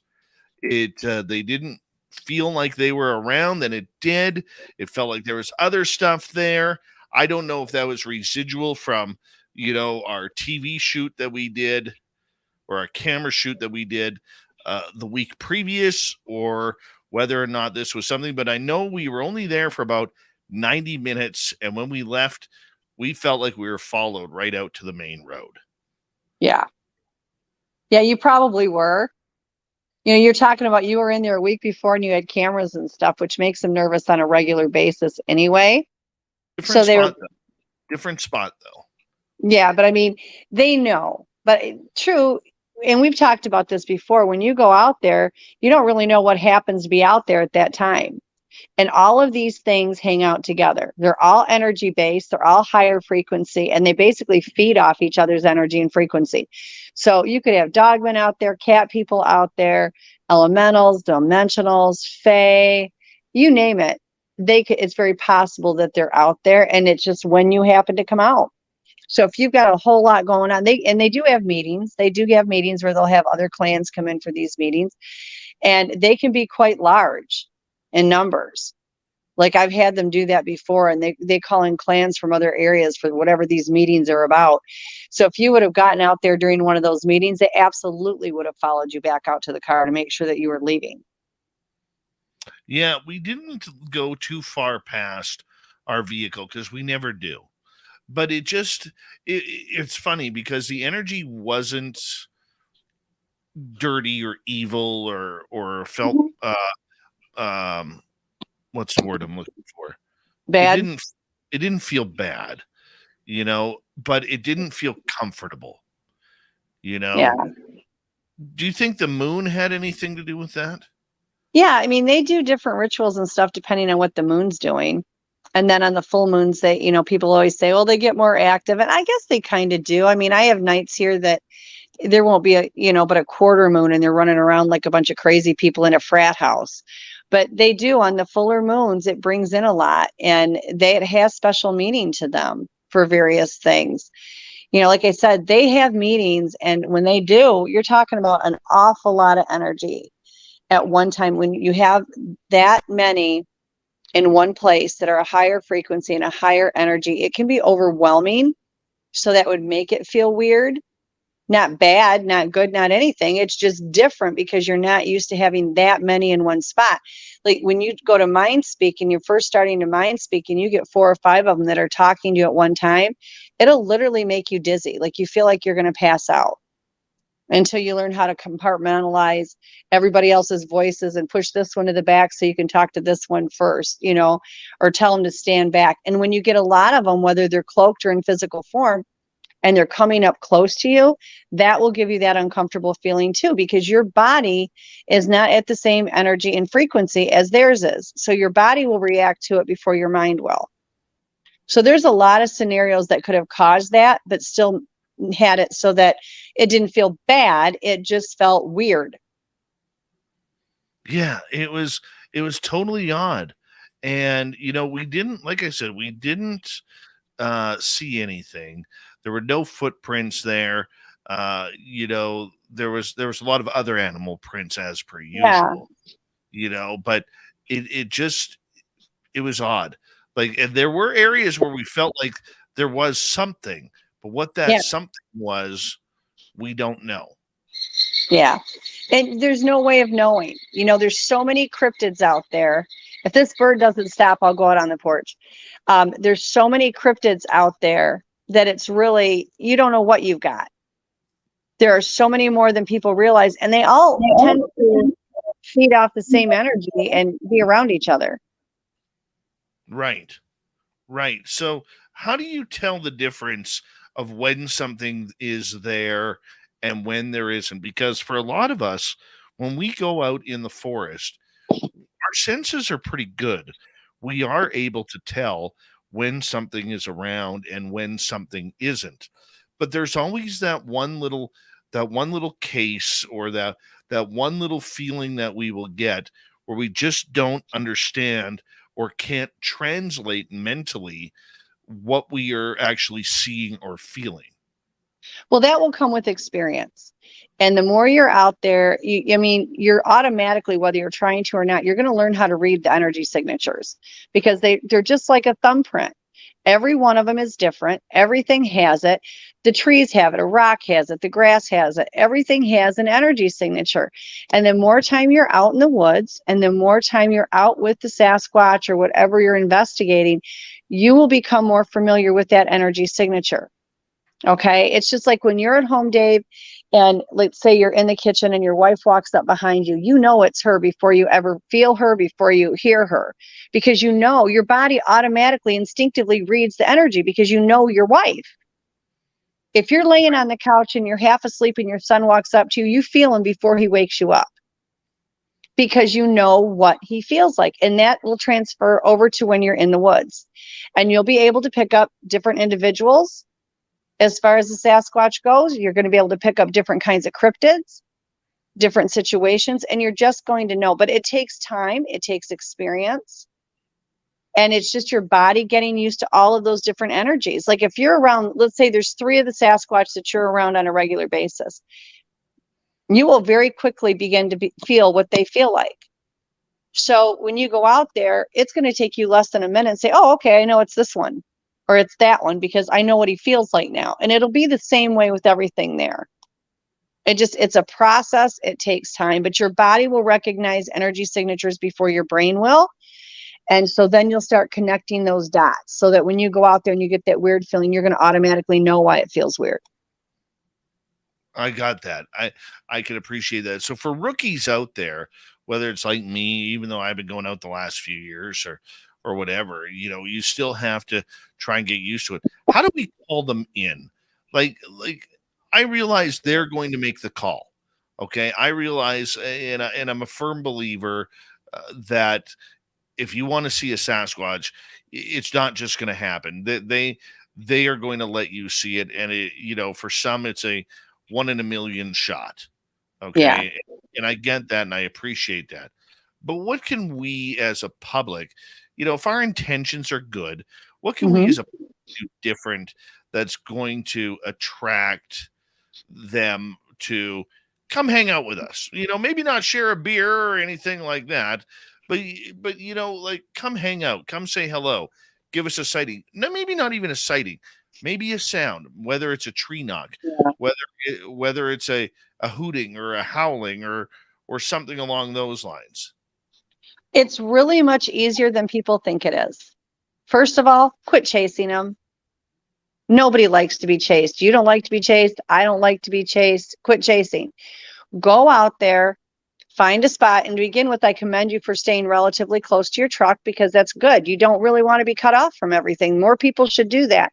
But find a spot, sit down, have a small campfire, or get your camping chairs out. If you don't want to have a fire, fine. Eat some snacks and laugh. Don't be rude and obnoxious. Just laugh. That when you laugh, it raises your energy and vibration, and that's what draws them to you. They don't like being chased. They like to feel like they're in control at all times. If they're around, they're going to hear the laughter. If you're cooking food over a campfire, they're going to smell the food. Let them come to you. Let them decide how that interaction is going to go down. And more than not, it is a more peaceful interaction, and it's one that you'll get again and again. But we tend to, as humans, of our type of humans, we go out in the woods and we're searching for them. It's all right to go out and search the woods looking for the structures or the footprints and those things. But if you actually want to make contact, just go out there, find a spot, park your butt, enjoy nature, be happy, have something to eat, have a soda, whatever, kick back and converse with the people around you, so that you've got communication with your own people. And if they're around, they will come. They're nosy as can be. They want to see what's going on, and it's less threatening for them if they aren't being chased. Like I said, if you want to go out and find footprints or hair samples or structures, by all means do. Just don't mess with their structures. It ticks them off. But go out and look for those things. But if you want to get actual contact and interaction, just go there. Find a spot that you're comfortable in, that you feel like, is an area that might be worthwhile for you. Even if you have to try, a few different times out there, different areas, just park yourself. Make it inviting. Have people with you where you're communicating and you're laughing and you're enjoying that, because it raises your energy and vibrations. That's what they're drawn to. If you can have a bonfire, by all means, have a bonfire. Cook some hot dogs over it. Or if you're Duke, put bacon over it, because he takes bacon everywhere he goes. He's like the bacon king with them, and they love it. But, cook some food over it. Have some snacks. Just enjoy yourself. That is what will draw them to you. A whole lot more than running around. Is there a difference between staying still and actually marching along the deer trails or anything? What do you prefer? Myself, like if I'm going to go out there and I want to look for structures in the footprints, then you can follow the deer trails. You certainly can. They're going to follow them. So there's a good chance you might find tracks. So that's always a positive thing. As far as, just marching along, I really don't. Like if I'm going to go out there, I'm looking for the structures, and wherever I feel like the structures might be, that's where I go. I try to be calm about it. I try to be easygoing about it. I try not to be disruptive. I walk at a regular pace. A lot of times I talk to them. I used to do that on my own property. I would get up in the morning, I'd take the kids to school, I'd go back home, I'd walk around my property, and I would talk to them the whole time. Hi guys, how you doing? Whatever happened to come to mind, I'd sing, whatever. They loved it. They'd follow me all over the place. It was like a magnet. But if you're going to go to an area and you want to go out and check out the area, by all means do. But know that when you're out there, you may accidentally stumble on something, but if you want that interaction, they're going to want to come to you. Follow the deer trails. It's a great way to find tracks. But know that there's other things stalking those deer trails that want food. So be mindful of that when you go into it. I personally, like if the deer trails are there, I try to walk a little bit off side of the deer trails, because I know there's things that are moving through those deer trails. But I will, walk over by them and see if I find tracks, and 9 out of 10 times you do. Strange. I want to ask you, okay, 2 minutes to go. We have this on our one trail that we have, or our one gravel road that we have, is very not used very, very much. Okay. It really isn't used very, very much. And you can tell by the very few tire tracks that are on there. And so a couple of weeks ago, we saw this thing sitting on a rock, walked up to it. I didn't. I stayed near the puddles, but my buddy Mike walked up to it, and there was a lamp there, just sitting there on the side, and it looked like the cord was actually plugged into a rock. Okay, like it was silly. And we went back this past week. The lamp was gone. Now somebody could have picked it up and cleaned it up or whatever. But do the Sasquatch like human items? Do they place human items out there? They will occasionally. Yeah, if they can get hold of them, they will. And I've told this story before. When we moved in here and we had the cable guy come out to install the cable, he got all the way out here and he said, "Oh, I forgot a bunch of wires that I need to install the cable. I have to go get them." So he left to go get them. It took longer than he should. He got back and it was dark. He's outside trying to install this cable pole, and there were 3 foot in the bushes right there. And they kept shaking the bushes and growling at him and everything. Absolutely petrified this guy, like within an inch of his life. He comes running in my front door and he's like, "Please don't make me go out there." I'm like, "What are you talking about? Please don't make me go out there." I said, "Oh, it's probably a raccoon in there." I mean, I knew what it was. And he's like, "This thing was at least 9 foot tall. I don't know what's in there, but don't make me go out there." So I had to walk him out to his car because this man was too afraid to get out to his car, and he left. He wouldn't work on it. And the whole reason I couldn't get my cable was because of these wires. The next morning, they went and got wires and pushed them up against my front door. I had this big wad of wires. We'll get to that when we return with the Cryptid Report with Robin McRae. You're on Spaced Out Radio. The final half hour is next. Stay tuned.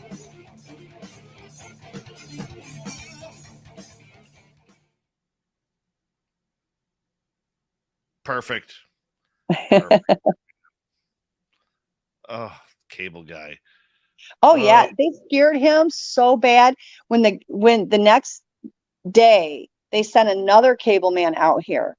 And I said, "Where's such and such?" And they said, "We can't get him out here." I said, "What do you mean you can't get him out here?" He said, "I don't know what went on at this house, but he said he will not come down this road, let alone to your house. He is so terrified." And I'm like, there was a harmless raccoon in the bush. That's all it was a raccoon. Oh, it was terrible. I've never seen anybody so petrified in my life. Like he was terrified. That's actually kind of awesome. You know that. It was so funny. I couldn't help but laugh. But they did. They went and got this big wad of wires, and it wasn't cable wires. I don't know where they got these bloody wires. I said to him that night, I'm like, "Thanks, guys. I didn't get my wires put in. I don't have cable, so I'm sitting here in a house with no TV, no nothing." I said, "Thanks a lot." Pat went to go to work the next morning. He opened the door, and this big, huge wad of wires was pushed up against the door. We have no idea what the wires were for. They grabbed them somewhere and shoved them up against the door. But they get stuff from the neighbors. They'll find different things. They don't know what it is. And they'll take them in the woods, and you find them sitting out on rocks and on various things because they're just curious about them. They don't know what they are. And they just leave them wherever they get done with them. Right. That's just strange. Just strange. They were out back tonight. I was sitting on the back porch trying to decide if I was going to do the show out there in the house. And I had one of the dogs out there with me, and there's a bush that they like to hang out with. And the dog immediately ran to the bush, and he's standing there just wagging his tail. His whole body's like wiggling back and forth. All you see is a big black head stick its head out for a minute. And then it turned around and saw I was standing there and pulled its head back in. I was like, "You're fine. Just, whatever." So they're hanging out there tonight. I was going to stay out there, but the mosquitoes were bad. Oh, that's all right. That's all right. I just want to see him again. I know. Dave, I'm going to tell you, you can see him 1,000 times, and every time is like the first time, and it just makes you want to see him more. Right. It doesn't matter how many times I see him. I've had them come up and put their hand on my shoulder, on my arm, whatever. It's never enough. It's never going to be enough. What's that like when they physically touch you? Well, they used to come up and they do what's counting coup, where they're cloaked when they do it. So I wouldn't realize it, and I would feel the energy from them, and they would come up behind me and put their hand on my shoulder and squeeze down on my shoulder. Never harsh, but I would feel it, and I'm like, "Holy crap." And I'd turn around and there'd be nothing there. Now, I have had a couple times where like I was outside at night and one had tranced me and came up, and I felt that, but they will come up cloaked and do it. And you don't realize that other than feeling that energy until they do it. And you're like, you don't really panic because you can't see anything, but yet something's there. Right. It could be really bizarre, really kind of bizarre. So strange. So strange. I know when I was in intensive care, they didn't expect me to live. And I couldn't hear the foots. I couldn't hear the ghosts. I couldn't hear anything. And that doesn't happen. And I knew when they got there, I knew it because I could feel it. I know what their energy feels like. And I would hear this humming and then a light chanting. And then I felt like hands were put all up and down my legs. And then I felt like a vibration go into me. And they didn't think I was going to live. They said I'd be in the hospital at least 6 months and then in rehab for another 6 months. And I was out of intensive care in 12 hours and home in 24. Wow. Yeah, it's incredible. They've done that to me several times. It's just, you can't even understand it. I had COVID for 9.5 weeks. I had long-term COVID, and it was really, really bad. And the hospitals were full. They couldn't take me. I mean, as far as I'm concerned, they sent me home to die. And I didn't think I was going to live through it. It was so bad. And they did the same thing then. And I was fine the next morning. Weird. It's very weird. I know. They're amazing. The good ones, there's nothing better than them. It's the deepest love you'll ever feel in your life. And it's just incredible. The bad ones are lethal. There's like nothing in between. You can have, there are some that are just grumpy if you push them again, but But a lot of the bad ones that are that bad, that are so dangerous, they go off by themselves. They go up in the mountains or out in the areas where there's nobody at, because they don't like us. They don't want to be by us. It's when people just keep pushing and pushing and pushing. There are some that are just nasty on their own, just like our people. We've got people that are just horrifying. Yeah. But they're mostly good. I'd rather be out in the woods with 100 of them than 100 of our people any day. 10 seconds, Robin. Hold on right there, okay? Hi, Vash the Impaler. How you doing? And thank you to our super chatters. Here we go.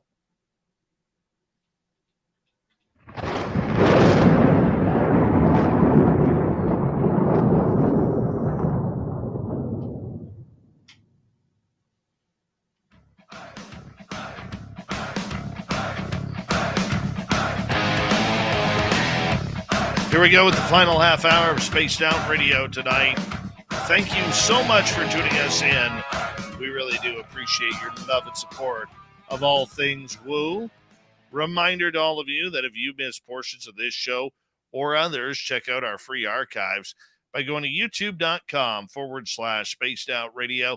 Do old Davey the favor, hit that subscribe button. Our website is spacedoutradio.com. We have a plethora of features for you. Rock out to Bumblefoot, read the news wire, check out our swag as well. Follow us on Twitter at Spaced Out Radio, Instagram at Spaced Out Radio Show, and on TikTok at Spaced Out Radio.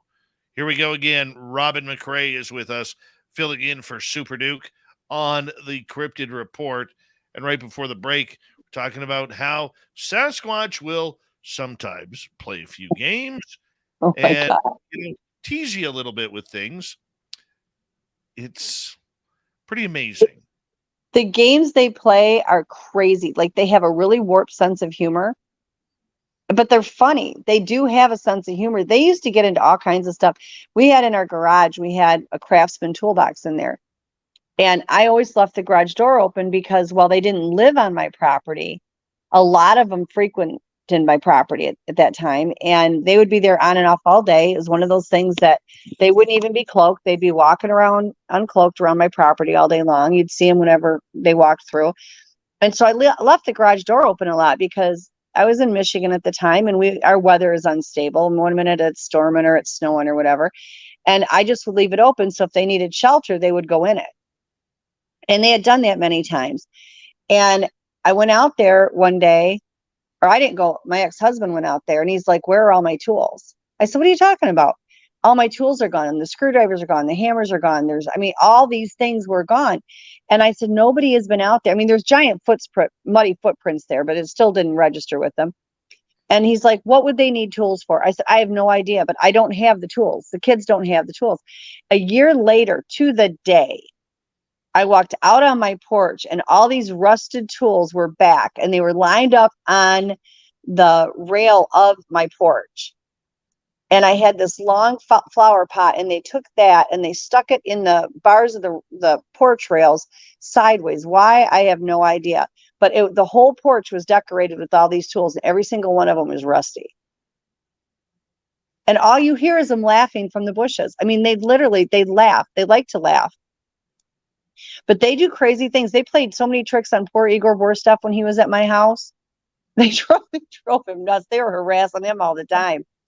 But they do. We used to play games. At night, they would go up to my bedroom window. And there was 2 females that sat out there on the ground at night, and they would chatter back and forth, and I would hear them. But there was also some of the males that would come up, and I knew they were there. So I would leave my window open at night. I'd wake up in the morning, and I've had mud and leaves all braided in through my hair because they would reach in through the window. So I thought I knew what was doing it, but I wanted more proof. So I went and I got all these little knickknacks, and I put them on my windowsill when I went to bed. I woke up the next morning, and every single one of them were gone. They weren't outside. They weren't in the bedroom. They were simply gone. They took every single one of them.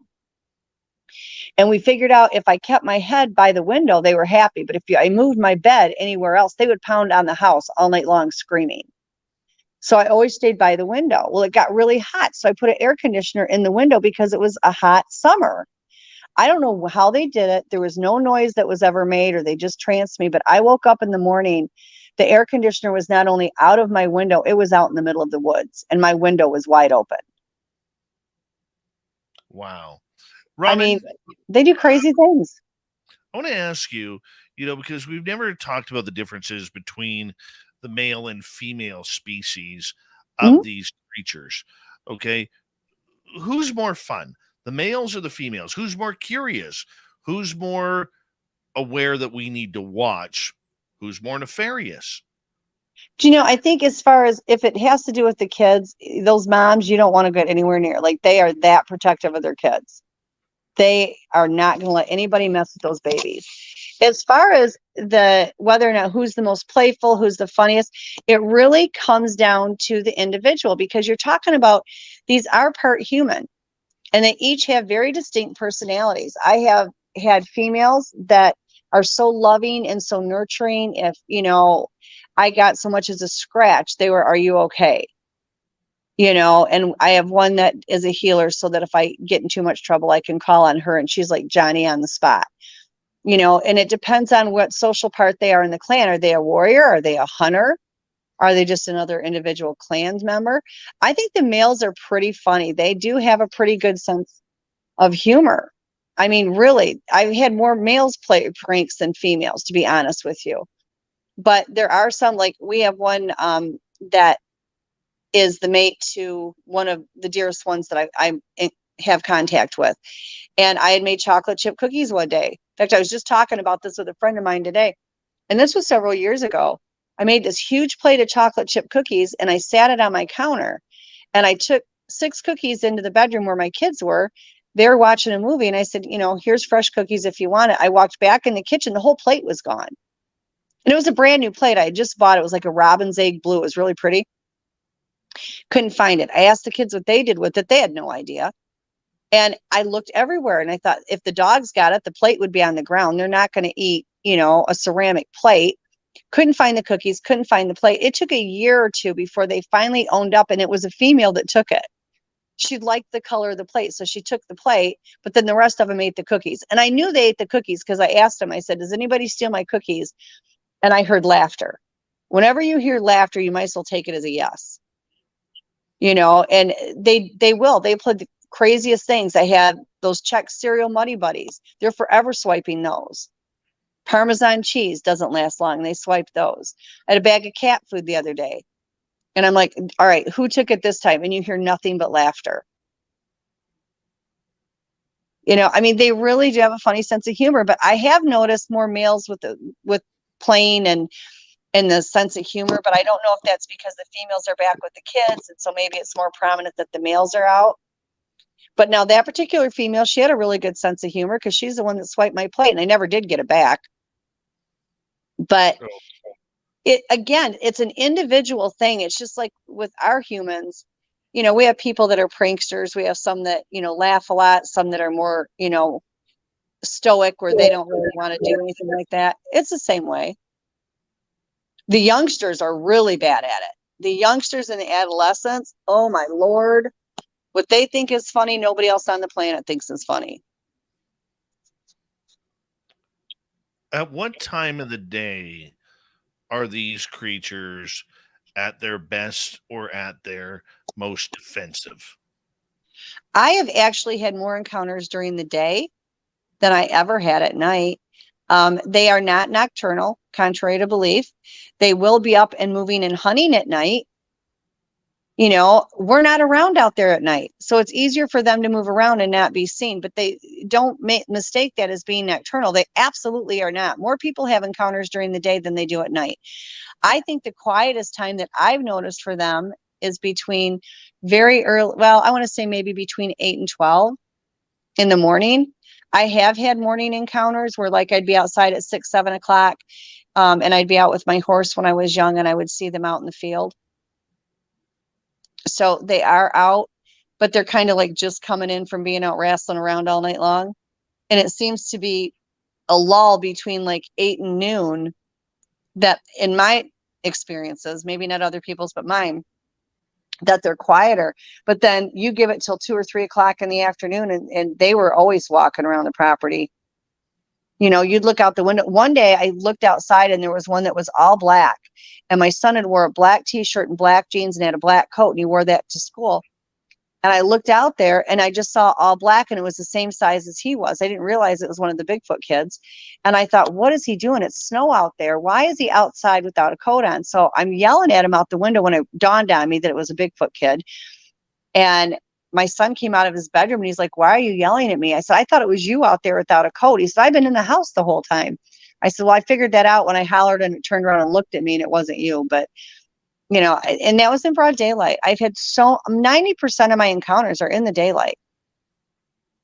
So if you're talking to our audience, if they want to go outside and they want to try and experience a Sasquatch, let's say they've done the research, they know that there have been sightings in and around their area, give or take, 20, 30 miles or kilometers or whatever it may be. Should they go in the daytime? Should they go in the evening, at night? I recommend the daytime. Number one, when you're going out at night, they have the home front advantage because they can see better than you can. And if you're out there with a flashlight, all that does is kind of tick them off because it hurts their eyes and they're not sure what all the beams of light are. So now you're out there at night. They're out there 9 out of 10 times when they're out there at night, they're hunting. And I've actually been out there and got stuck out in the woods while they were hunting. Like they were killing a raccoon probably like 20 feet from me. There's like 3 or 4 of them over there. And I was with a friend of mine and they were killing a raccoon to eat. They didn't bother us at all. We got escorted out by 2 of them. There was a very large black male and a white male that escorted us out, but they never tried anything. They were very gracious and, it was creepy, but they didn't try anything with us, but they were hunting. So when you're going out there at night, because people think they're nocturnal, they're not. They're hunting deer at night. Not that they won't hunt during the day, they will, but they're hunting at night because that's when most of the animals in the forest are most active. They're not out there because they're nocturnal. They're out there for a food source. So now you're interrupting them while they're trying to hunt. And for people that are hunters of our people, if you're out deer hunting or rabbit hunting or bird hunting, whatever, and somebody's out there and they're screwing it up for you to hunt, you're not very pleasant. Doesn't make you a happy camper because now you can't get food for your family. They're not any different. Okay, so let's take my encounter last year with that 10-footer. That was at night. Yeah. But we were sitting around. We had a campfire going. We were having fun. We were laughing. So what would change that attitude from going from a hunter-gatherer to a curiosity? Because you did it the right way. You let them have control of the situation and you let them come to you. You are not stopping them from hunting and bringing food to the table for their family. You gave them the choice. Their choice was to check out what you were doing. And we already knew it was going to happen because I had predicted it. So we were waiting for it. I think both you and I. And it gave him the opportunity to come to you, which made him feel safer. You were not being pushy. You were not interjecting yourself in a hunt for food for the family. You did it the correct way. You were out there enjoying the nature. You were out there laughing. And that's a great way to do it. If you want to go out and do it at night, absolutely do it that way. Because they're already out and they're already mobile because they're already out there doing their own thing at night anyway. You just went out, you had a bonfire, you laughed, you had fun, you enjoyed everything, and your energy is up because you're laughing and enjoying everything. And that gave them the opportunity to say, hey, look, there's other hairless humans out here. Let us go check it out, which is what they did. And that is completely different than if you're out there at night walking through the woods. Like I just did a year ago, I filmed a documentary in Michigan with Jason Kenzie. And that's what they had all of us do, is walking through the woods at night. And it went well. It was well received. And, we had a lot of them out there. I mean, they were like really close. I had 2 of them that came within 10 feet of me. But the thing of it is we were walking all around. It could have gone either way. It's always better to let them come to you, let them have that control on the interaction. And you tend to find that it's not nearly as aggressive and it's a positive interaction and it's one that can reoccur over and over again. Like, you don't want to be chased through the woods. Nobody wants to be chased down the street by a stranger. If somebody's chasing you through the woods or down the road or whatever, and you don't know who they are, it makes you nervous. It does them too, and their families live out there. So what you're saying then is, if this is something you want to research, don't be aggressive by it. Absolutely. Just allow it to happen. Respect. Everything is respect. When you meet them halfway and give them respect, it's always a much more positive encounter. A positive encounter will last you a lifetime. A negative encounter will end it right then and there and could possibly not only harm you or harm them, but also make you so fearful that you don't want any more encounters. And then they don't forget, they're like a damn elephant and they're telepathic. So they spread the word. So you go in there and you cause yourself a bad encounter. It's like word of mouth. They all know. Okay. So when we are out there trying to mind our own business, yet trying to secretly draw them in, do they come alone? Do they come with mates? It depends. Normally if there's one out there, because they're so telepathic and they work under a collective consciousness, there may be one out there, but it takes literally a second to get more there. So they're never really by themselves, even if you see them by themselves. But one could be out hunting and wandering and hear noises from you there laughing or whatever, and it takes an interest and it walks over there. But again, they're excessively telepathic and they work under a collective consciousness. So if something fearful was going on, it would not take long to get back up there. So interesting. So interesting. I always tell everybody, if you see one, that's the one that you see, but there's always going to be a lot more around. Don't ever take it for granted that because you only saw one, there is one, because that's very rare. Okay, here's a strange question. When you're out in the forest, let's say me, you, whoever, goes out looking for these, what should we wear? Should we be wearing camouflage? Should we be wearing black, gray, red, blue? What do you think? I think, this is just my own observation and what they've told me. A lot of people wear the camo out in the woods because they enjoy it, but they associate camo with hunters. Hunters carry weapons. So they are not a fan of the camo. Like we are a fan of the camo being out in the woods. They are not. That to them is actually more threatening. And I know a lot of people that are active researchers that have very good relationships with them and they wear camo all the time. But the ones that I've talked to are very much against that. I don't think they care if you have black pants on or blue pants on or whatever. It's when you're trying to hide yourself and they associate that with camo.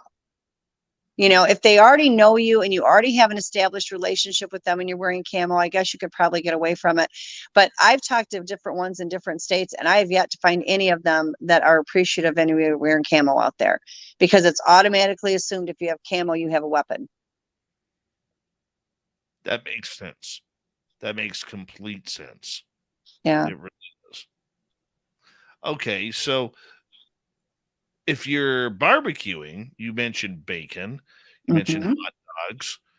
What's a good smell to attract them in?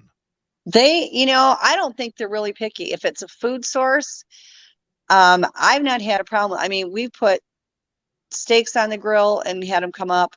We've had hot dogs, hamburgers, bacon, eggs, whatever. It's a food. If they can smell it, they're going to be intrigued by it.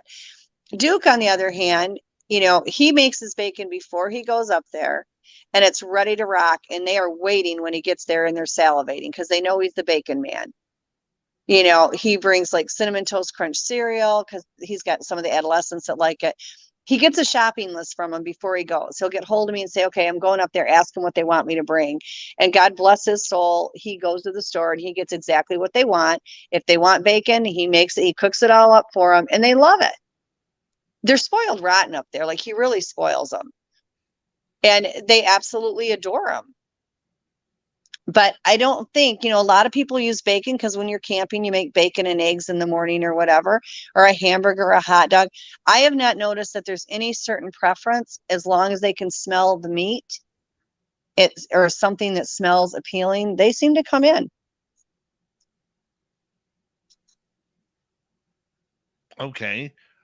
What about other smells, whether it's candy or juice or Yeah, anything foods along- that, they're all about the food. I mean, if you put stuff out, perfect example. My son was in from Virginia. He's ex-military, but while he was in the military, he was on leave. He brought his family to my house. We had this huge bonfire and the kids roasted hot dogs, but they had marshmallows, and the s'mores and all that stuff. And we had a big case of Coca-Cola out there. So everybody goes in and I'm cleaning up, and they could not wait to get their hands on that stuff. And some of it we had left out. And I went out there the next morning because I thought, gosh, I forgot to grab it all. And we found all these Coca-Cola cans where they had literally grabbed them, like, to scrunch them like that, and it just collapsed them. And they were completely empty, and the can was just completely dilapidated and crunched. The bag of marshmallows was empty. All the marshmallows were gone. The graham crackers were gone. I found the empty wrappers for that, as with the chocolate bars. But I do tell people all the time, they don't have dentists, so please be careful with the sweets. They have a problem with tooth decay, which can get sepsis and cause other ailments within their body. So really be careful with the sugary treats. But that's what they took from us. They don't seem to be picky. I know Duke's been there and had cookies sitting out, and they swiped the cookies. God knows they took my cookies, and they don't seem to be particular. I mean, I've had them grab chips. Even if they don't end up liking it, they'll grab it to try it. A lot of your hot, spicy food, I tell people to kind of stay away from that because it burns their mouth. They don't really know what to do about it. But Right. I did this for years when I was living in Michigan. We got to start wrapping it up, my friend. Okay. We only have about 10 seconds left. Robin McRae, I want to say a big thank you for coming on. We will talk to you next week. I'll be here. Always a pleasure to have you here, my friend. Bye. Bye-bye, Robin McRae. And we say bye-bye to all of you as we got Mr. Ron Bumblefoot Thal rocking in the background with Little Brother is Watching. Bumblefoot is the official music of Spaced Out Radio, rocking us in and out of every single show. Get your horns up for the guitar god himself. Special thanks to everybody listening in at work, at home, in your cars, wherever you may be. Thank you to everyone in our chat rooms tonight. YouTube, Twitch, LGAP, Facebook, Spreaker, LinkedIn, the Space Travelers Club, and on Twitter at hashtag Spaced Out Radio. I know you're out there somewhere. Remember, this show is copyright by Spaced Out Radio and SOR Media Ventures Limited. Thank you so much for choosing to share your evening with us, because together, my friends, we're watching. We own the night. Mr. Bumblefoot, we need a favor. We need you to take us home.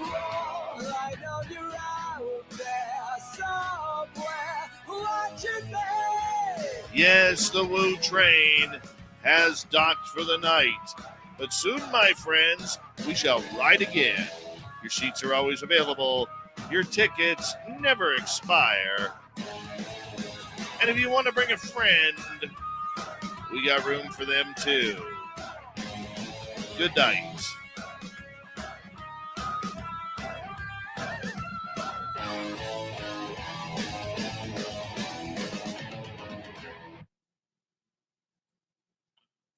Woohoo! That was fun. That's a good night. That's a very, very good night there, Robin McRae. It's always fun with you. I love you, my dear. Thank you for coming on. I love you too. I will be back Tuesday. We'll see you then, my dear. Okay, babe. Bye. Bye. Robin McRae, everybody. Robin freaking McRae. Mm-hmm.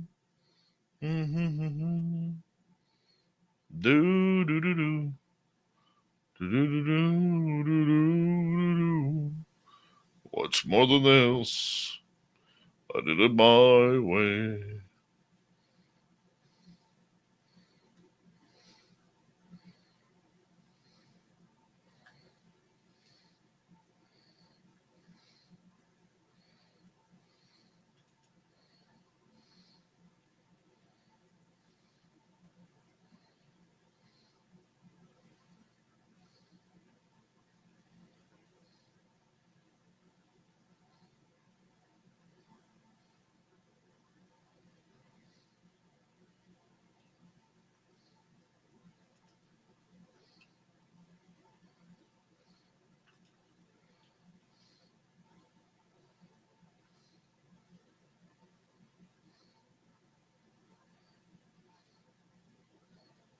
Perfect. Only 2 seconds, people.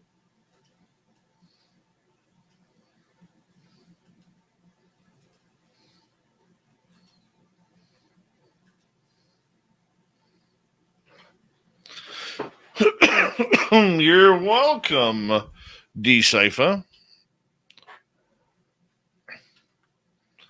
Any questions, comments that you want to chat about while I'm editing? Hopefully the chat room on YouTube doesn't crash tonight.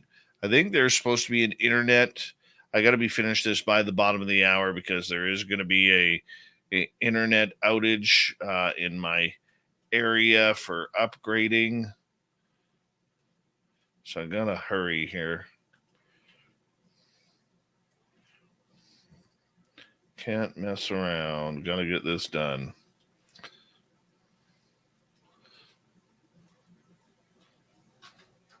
Back to the opening question. Would you take the phone call? You're here earlier on. You'll understand with what I'm asking you. Black Dragon, where have you been hiding? We have missed you. You disappeared on us.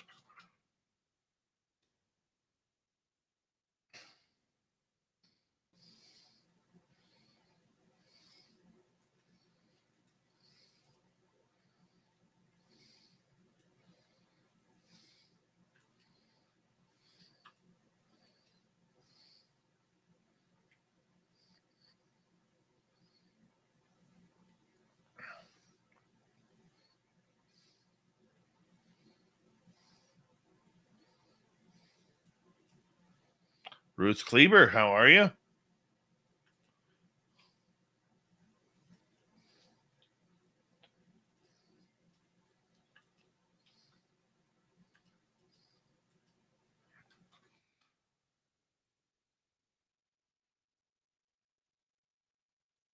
Filippo, where are you from?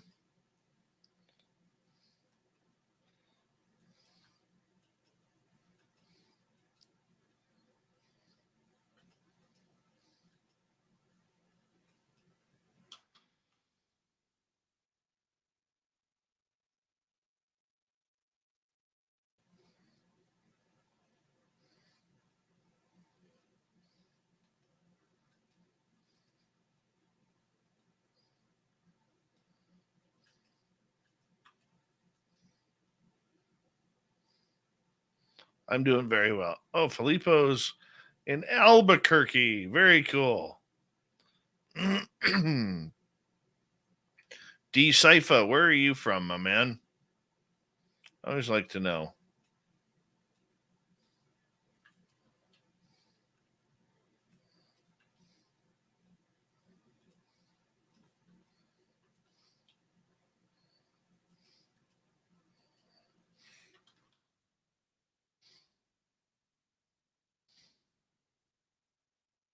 Boy, that's quite a change from a New York suburb to Albuquerque.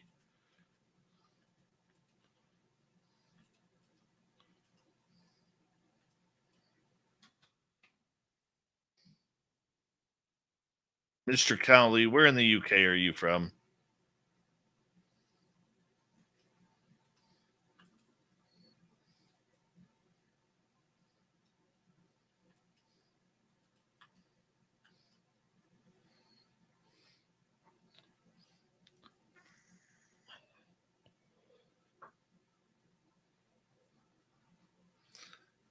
The Doug Shelby. The. Surprised you're still here, the Doug Shelby.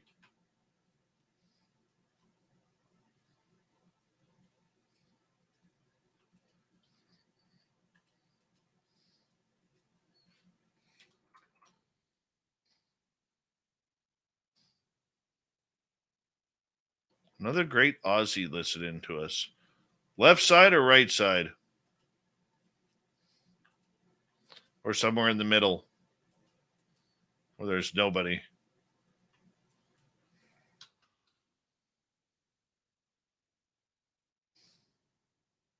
I have the tall aliens in my bedroom like my profile pic. Oh, how often's that happening, dude?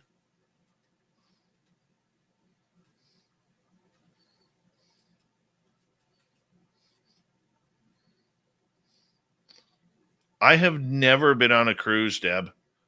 Never. I'm not sure if I want to or not. It just I'm pretty claustrophobic, and when I feel trapped, I don't like feeling trapped, if that makes any sense.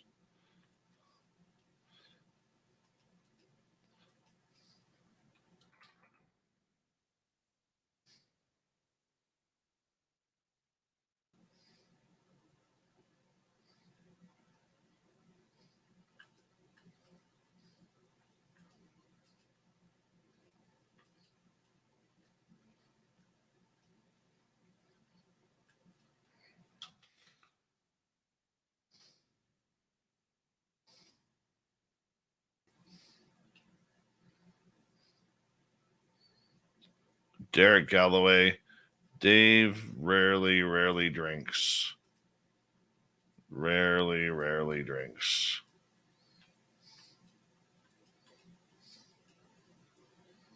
Hey, Magnus for Magnuson. I forget where you're from. I believe you're from Sweden.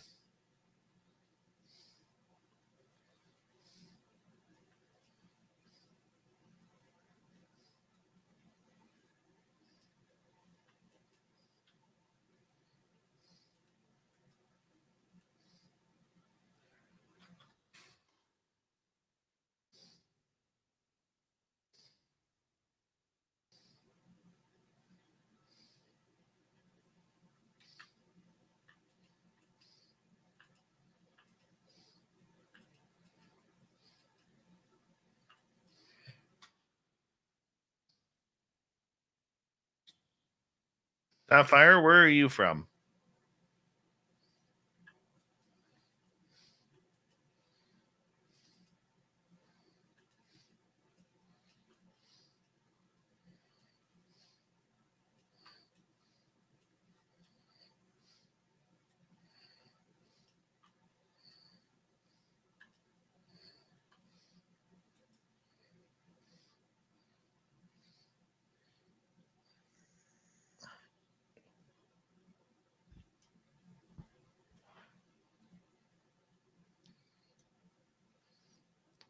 Bombshell Bombers had a few already.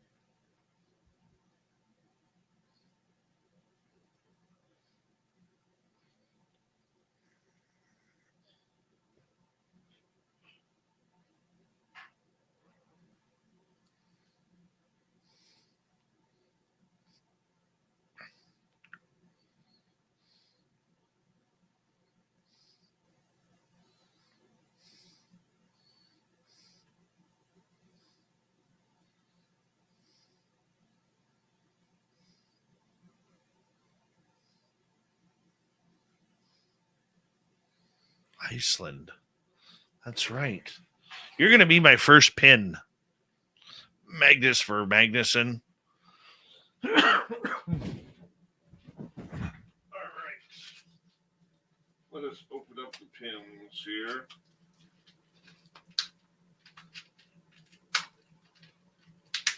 Hopefully I don't spill them all over the place.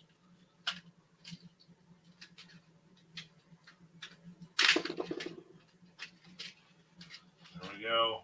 The first pin goes to Iceland for Magnus Vermagnuson.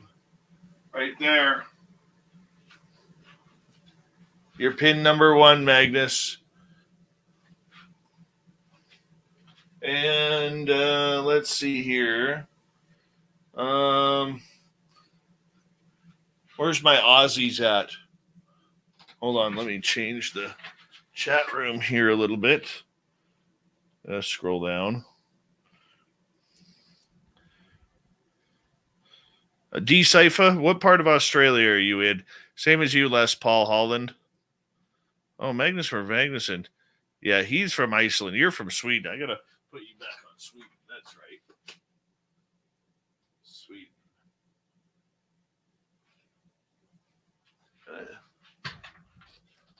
Brisbane, is that East Coast or West Coast? I think that's East Coast.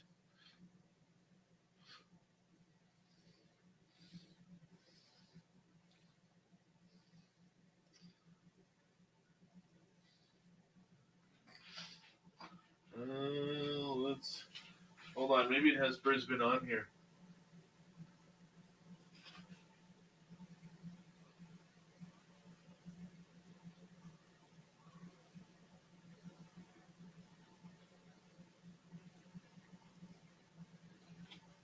No, but I know we've had a listener from, or 2 listeners from, 1 listener for sure from Tasmania.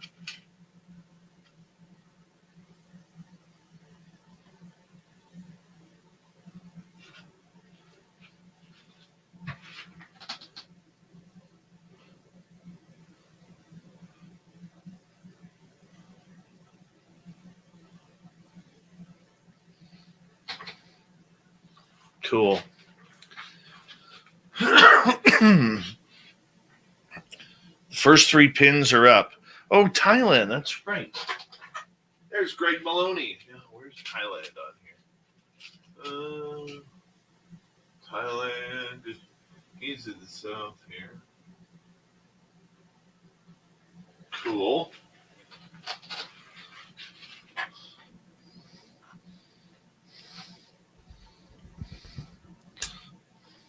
No, you're in Northeast. What the hell am I thinking? South. You're in the Northeast.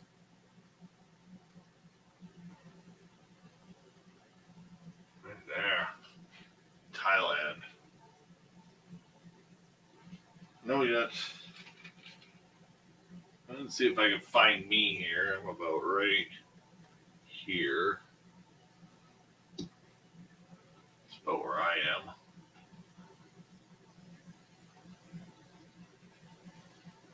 We got Joe from Brazil.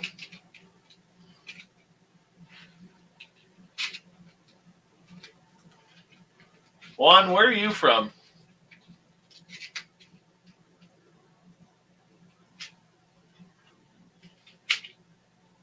No.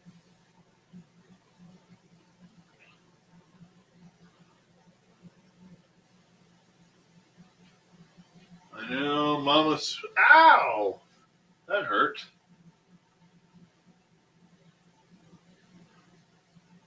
There's names on here, you just can't see them. You're in Edmund, Chuck, so put you there.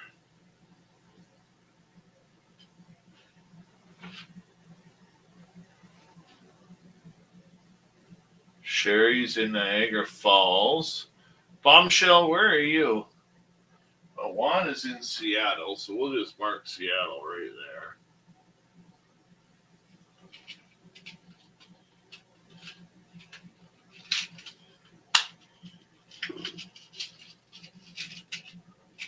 Sherry's in Niagara Falls.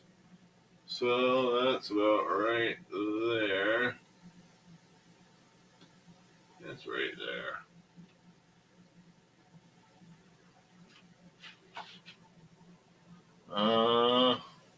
Bruce is in Ontario. Exeter is around here.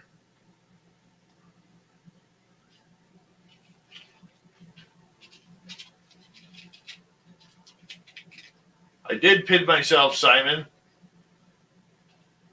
All right. We got Mac Geek is in New York. That's what's going to screw me up on this board, is that whole East Coast is really tight on this map.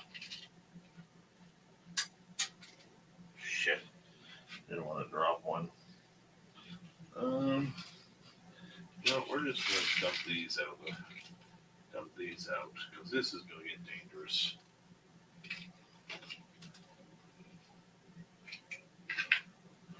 I'm just going to lose a bunch. I know Joe is from Brazil. I know we've had people from New Zealand.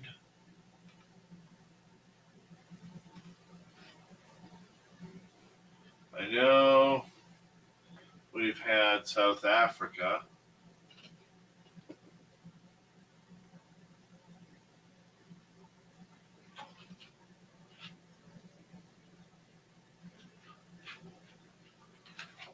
The guitar is actually red. I can't play that one right now because that one, the electronics are gone on it.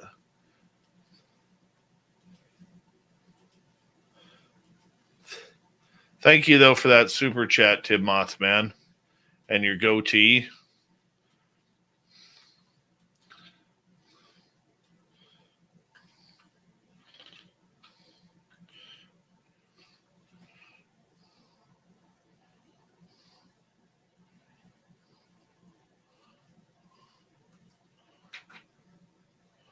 Let's get this going here. Give me 2 seconds here, guys.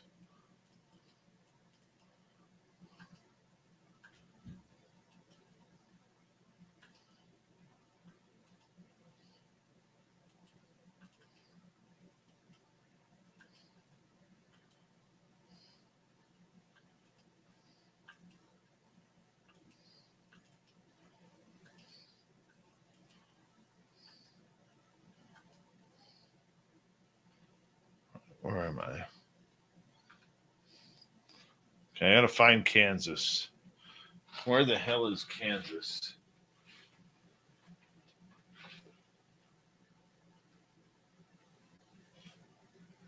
I think it's right around here. That looks right. Somewhere in there. All right. What else we got here?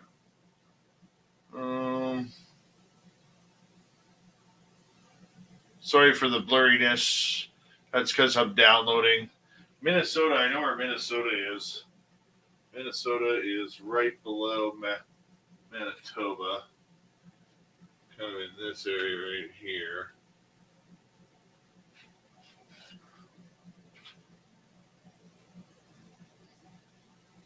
Who did I miss?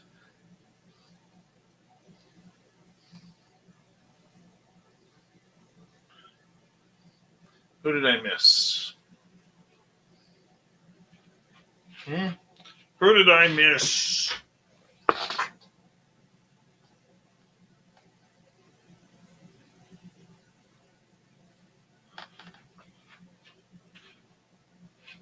Okay, yes. Hey, we got. Where the hell's Victoria in Australia?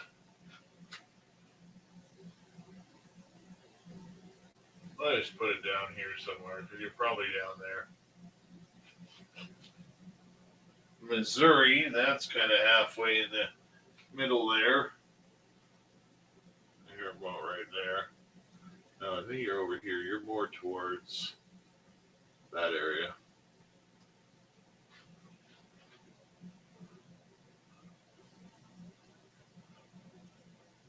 Electric cuttlefish is in the Pacific. Are you Oregon or Washington State? I think you're Washington State.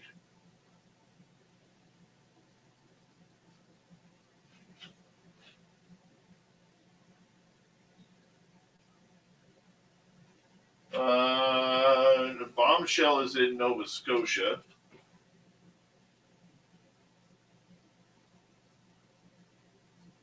I know we have listeners in Newfoundland. Amber Beckerud lives there.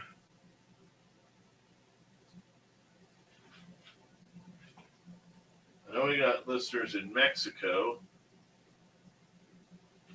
and Texas, and Washington.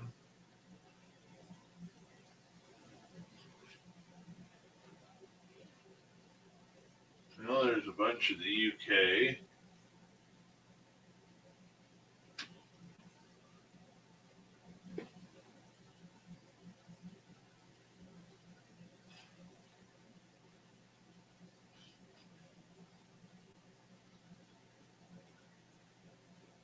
It's actually a pretty good start. It's a pretty good start. Leave that for tonight.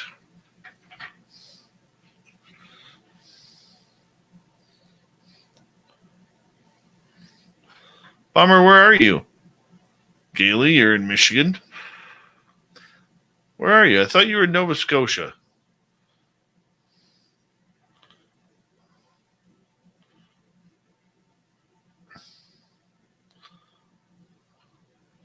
No, Dave hasn't been drinking. Thank you, Les Paul Holland. I actually guessed right on that.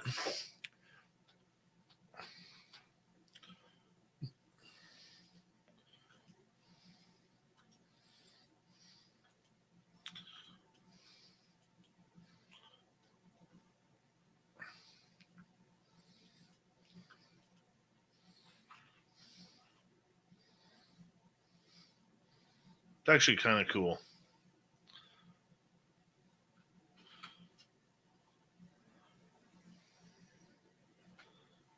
Jimmy's in Texas.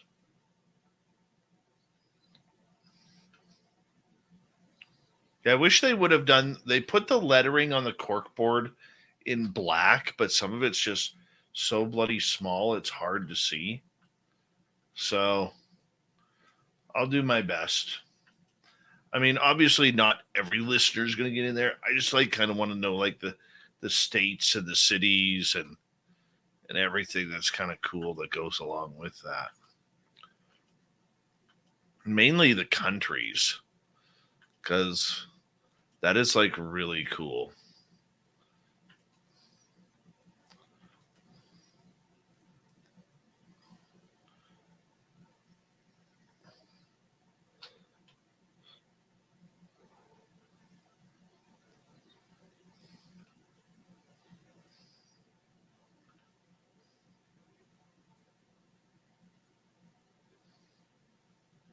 John, welcome to the Starfleet. Okay, I'll move you to. I know who's in Halifax. It's one of our Twitter listeners, Michelle.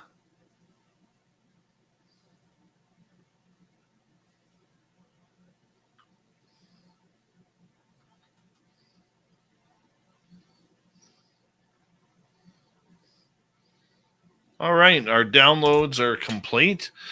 Tomorrow night on the show, Paul Blake Smith comes in. He's an author, got a bunch of UFO books, but the one we're talking about is the Richard Nixon, Jackie Gleason UFO sighting. Yeah, we're getting big time into that tomorrow night. It's going to be amazing. And a big thank you to our super chatters tonight, Tim Mothman and his goatee, Mike, Bobo, Camille, Obi Flett, Pascal ×2, Kira ×2, Dry Toast, T-Bone, Thomas, Cat Chaser, Ozzy Ange, Debster ×2, Doof Doof, Derek ×2, and T2E. We'll see you all tomorrow night. Don't forget to do some shopping on our website. And if you're new here, hit subscribe, ring that bell. We'll be back to you tomorrow night. Take care.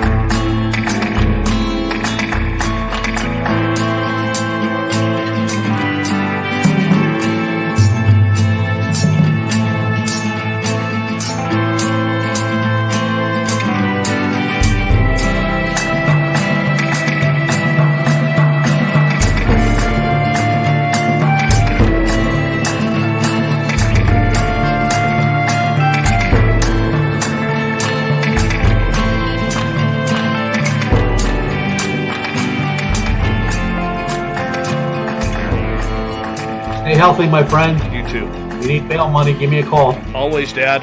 Take care. You too.